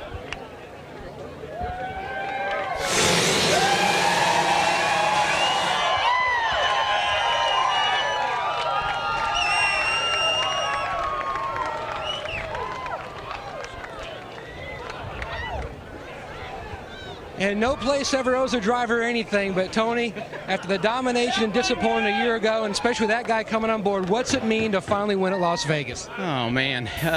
Especially the way we lost it last year. I mean, we had a dominant car last year, and I don't know that we had the dominant car today, but, you know, we just were so strong on restarts. Just Mobile One, Office Depot, Chevrolet, you know, Sprint, all of our fans, just, you know, Quicken Loans, U.S. Army, just everybody, you know, GoDaddy, everybody that's a part of Stewart-Haas Racing, and especially the Hendrick engine department, chassis department. That was the whole key to the restart today. You always like putting a check mark next to a place. Dominant crew chief on the box. The only thing more dominant, though, was that move going down into turn 1 on the restart. Did that even impress you? I had to go, man. I mean, I knew that Matt had 4 tires, and, you know, Greg and those guys had better tires than we did, so I knew as long as we could get the clean air, we could at least hold them off for a little bit. I just didn't know we were going to be able to hold them off the whole run. All right, the 14, victory lane finally in Las Vegas. Dick Berggren? Jimmy Johnson, the look on your face said it all. 2nd ain't no good. No, but with everything we went through this weekend, we'll take it. But, man, I want to win. We're close. I think we had maybe a little bit more speed, but Tony could really get away on those restarts up through the gears a lot better than I could. So I've got to look into that and see if it was something I was doing wrong or something else going on there. But solid performance. I've got to stop and make mention of what Lowe's is doing with the disaster relief fund and the fact that we finished so well. They're going to put up a bunch of money for all the tornado victims. Myself and Hendrick Motorsports are going to match that as well. So great day in a lot of ways. I wish we could have this Kobalt Chevrolet over in Victory Lane, but just didn't happen. I want to say hi to my wife and daughter at home, and see you guys soon. Congratulations on a fine run. Thank you. Thanks, Jimmy and Dick, with Michael Waltrip here in the Hollywood Hotel. Well, redemption in Las Vegas. That doesn't happen for a lot of people. For Tony Stewart, he was the king of the restarts today. But how about that battle towards the end? I mean, Jimmy was giving it all he had. Tony held on. That's 2 world-class drivers on the gas. They wanted that victory so bad. Tony Stewart held off a determined Jimmy Johnson. My heart was beating 100 miles an hour, Chris, because I know how bad they wanted to win, and I know that there isn't any better drivers in NASCAR than those 2 right now. 8 championships between them. They'll be in the mix again. In the mix towards the end of the race, as we illustrated, was the Jack Roush Ford drivers colliding. And let's go now to Krista, who is standing by with 2 of those. Yeah, Chris, standing between teammates Carl Edwards and Greg Biffle. Tell me about those last laps. Obviously battling teammates, and there was another Roush Fenway car in the mix too, and we're going to show it to you right now. Yeah, I just got down in there and I was on the top, and Carl was digging on the bottom. I could see him right up on my quarter panel. I was just easing up the track a little bit, giving him room, and I got a pretty good run off the corner, and I don't know what happened behind me, so it was pretty bad behind me. I don't know exactly what happened back there. Okay, not the win, but you are the points leader. Let's get the take from your teammate Carl Edwards. What happened? Well, Matt spun his tires just a little bit on the restart, and I went down on the apron. He gave me a ton of room, and we got all bunched up over there. But I got to thank Aflac for being on board. Fastenal, Ford, Subway, Kellogg's, UPS, and Best Buy. And we were not that good at the beginning of the race. It was fun to battle all day, fun to race at this place. It's slick, it's fun, and I'm glad we could at least see the winner up there. That was a good time. Strong day for Roush Fenway. Steve? Well, Matt Kenseth, tell us what happened on the backstretch on that last restart. I honestly don't really know. I mean, Carl just laid back and, got by me 3 wide, and then just didn't seem like there's a lot of room getting into one. And I did get clear behind him, and I just stopped in the middle of the corner. I don't really know what happened. I got into him a little bit, and then I don't know if I got there, pulled off my right side, or really honestly what happened. So thought I got a good start. I was waiting with Tony. I didn't lay back on Tony, and, they always do that then. It's just, you got to be ready for that. So I don't really know what I did up there. Thank you, Matt. Yep. Disappointing day for Matt Kenseth, of course, the winner of the first race of the year at the Daytona 500, and Denny Hamlin, who won last week. Can you imagine Matt Kenseth? He felt that victory. He was right where he needed to be, and then just have it taken away from him off turn 2. Very frustrating for that young man. Well, we say the teammate thing is overrated. We saw it in that case. Well, let's get some final thoughts from Darrell, Larry, and Mike. Gene Haas had never won a Sprint Cup race. He took half his chips, half his race team, pushed it across the table to Tony Stewart, said, come with me. You own half the race team. You lead this team. They just got their 14th Sprint Cup victory. They have a championship, and Ryan Newman came through that Roush Fenway battle at the end to finish 4th. Wow, what a roll they're on. And really and truly, I mean, great leaders are always second guessed. Tony Stewart is a great leader. I mean, he's great at everything he does. Every business he gets involved in, he leads it to success. That change he made, what a gamble. Let go Darian Grubb, bring in Steve Addington. But it paid off. Yes, it did. And I tell you got to tip your hat to Jimmy Johnson and his race team. When you look at the controversy they've been living with for the last 2 weeks with this penalty, the appeal be held on Tuesday. They had a top 5 finish last week at Phoenix. They go to a backup car after a practice crash, go up there and lead laps and finish 2nd. That means that team and Jimmy Johnson, they kept their game face on, and they kept their focus during this 400-miler today. And Chris, add to that, fellas like Jamie McMurray, Paul Menard, and Martin Truex were in the mix all day. Ran hard, ended up with some decent finishes. Thanks, Mike, Darrell, and Larry. We look forward to next week in Bristol. Let's check the unofficial results as we roll in here. And you talk about being in Vegas, Michael. Clint Boyer, Michael Waltrip Racing, gambling with a pretty good finish. Yeah, great call by Brian Patty. They stayed out, got some track position, was able to hang on to a top 10 finish. Proud of those guys. Trevor Bayne back in the top 10. It's good to see Trevor run well, and there's Dale Jr. back in the 10th spot. Yeah, we're going to hear from Dale Earnhardt Jr. here in just a couple of moments. Jeff Gordon not near the front. Kevin Harvick, your odds. You said, hey, he's my guy today. I would go with him, an 11th place finish. Yeah, it was a decent day for Kevin. Didn't have exactly all I thought he would have. Casey Kane, the same situation. Started on the pole, never really challenged. And point leader coming in, Denny Hamlin all the way back in 20th spot. Kyle Busch, we documented his rough day along with Kurt Busch. The guys from Vegas struggling. Kyle, remember, had to go to a backup car, a former winner here as we round out the field. A.J. Allmendinger, all that potential continuing, though, to disappoint where he's finishing. And Brad Keselowski gambled, struggled. And 19-year-old Timmy Hill in his very first Sprint Cup race. And we'll continue live from Las Vegas. We'll hear from Dale Earnhardt Jr. We'll also check the points 3 races through the NASCAR Sprint Cup season with Tony Stewart pulling into victory lane. Live here in Las Vegas, NASCAR's defending champion, the 3-time champ, holding up one of the Kobalt Tools from his Kobalt Tools 400 victory as we check the Sprint Cup point standings 3 races through. Greg Biffle is your leader now for the first time since 2005 that he is leading the points championship. He actually has had 3 third-place finishes. Maybe we should go over the roulette table and put something down on 3. I like your thinking, but what about Tony Stewart? Already won. He's never been this hot this early in the season. The other guys might want to watch out. And Dale Earnhardt Jr. 4th in points currently. Let's check in with him. He's with Steve Burns. Dale Earnhardt Jr., you led a lot of laps out front. How would you describe your afternoon? Well, when we were fast leading the race, the car was really tight. And I knew by the end of the race, especially with all them cautions we had at the end, that this was going to be really tight racetrack, and we needed to free the car up. And I didn't give Steve enough information throughout the day to really give him the idea of how tight the car was. And track sort of went past us as far as our handling goes. So we didn't, I didn't keep up with the track enough, and it cost us a handful of spots there at the end of the race. And the car's just really tight. We should have worked on it during the day, and I should have gave Steve a little more heads up on what was happening. And but we had a good weekend. National Guard Diet Mountain Dew Chevy was fast all weekend, and we keep doing that every week. We're gonna be right there. So we'll just keep trying. See you at Bristol. Yes, sir. Thank you. Led more laps today than all of last season. Junior, who's a big Redskins fan. Tony Stewart's a big Colts fan and said he was crushed when they had to release Peyton Manning in Indianapolis. But Junior, and you tweeted him when we heard about the big Redskin trade moving up to number 2 in the upcoming April draft to go after a quarterback in Washington. Yeah, I asked him, did they give up too much for that draft pick? He said, what would you give up for a dynasty? What if this is something special for our team? And he said, it's fun to be a Redskins fan as we look forward to the next year's season. And I can relate to that. We got Cam Newton down in Charlotte, and there's some excitement in Charlotte about that quarterback. And Dynasty, Tony Stewart, Jimmy Johnson knows something about that. What do you think as we head to Bristol based on what we've seen in the first 3 races? Like I said, the end of the race was everything I wanted to see. We had 2 of our best slugging it out. Jimmy Johnson wanted that win so bad. You saw him drive up on the outside of Tony Stewart with a couple to go. Just couldn't pull it off. Tony put him away. But that was all we got right there in NASCAR. 2 of our best going wide open for the checkers. And, of course, in Bristol, Tennessee, that's where it's more about the driver, less about the car. We look forward to that next Sunday and hope you'll be with us. Lowe's wants to thank everyone who contributed to Racing for Relief during today's Kobalt Tools 400. In addition to your contributions to the Red Cross, Lowe's will donate the matching amount of Jimmy Johnson's winnings from the race today to provide disaster relief with a minimum donation of $100,000.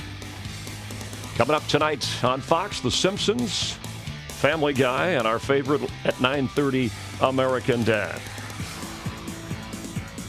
We talked about Bristol, Tennessee, some of the great racing, short track racing. Kyle Busch, 4 of the last 6 races have been won by him at that locale. And then after that, it's Fontana, California, and Martinsville, Virginia. 3 straight races on Fox without interruption. If you want more racing coverage for here and all the time, check out Speed and currently switch over to Victory Lane if you want to get a recap of what happened here in Tony Stewart's exciting victory after letting one slip away last year. He was not about to let it happen this time. For Daryl, Larry, and Mike, Krista, Steve, Dick, Matt, Jeff, and Michael, this has been a Barry Landis production, directed by Artie Kepner. I'm Chris Myers. We always like having you a part of NASCAR on Fox. We hope you'll tune in next Sunday from Bristol, Tennessee, and we thank you for watching and hope you enjoyed the Tony Stewart win in Las Vegas. And thanks for being there.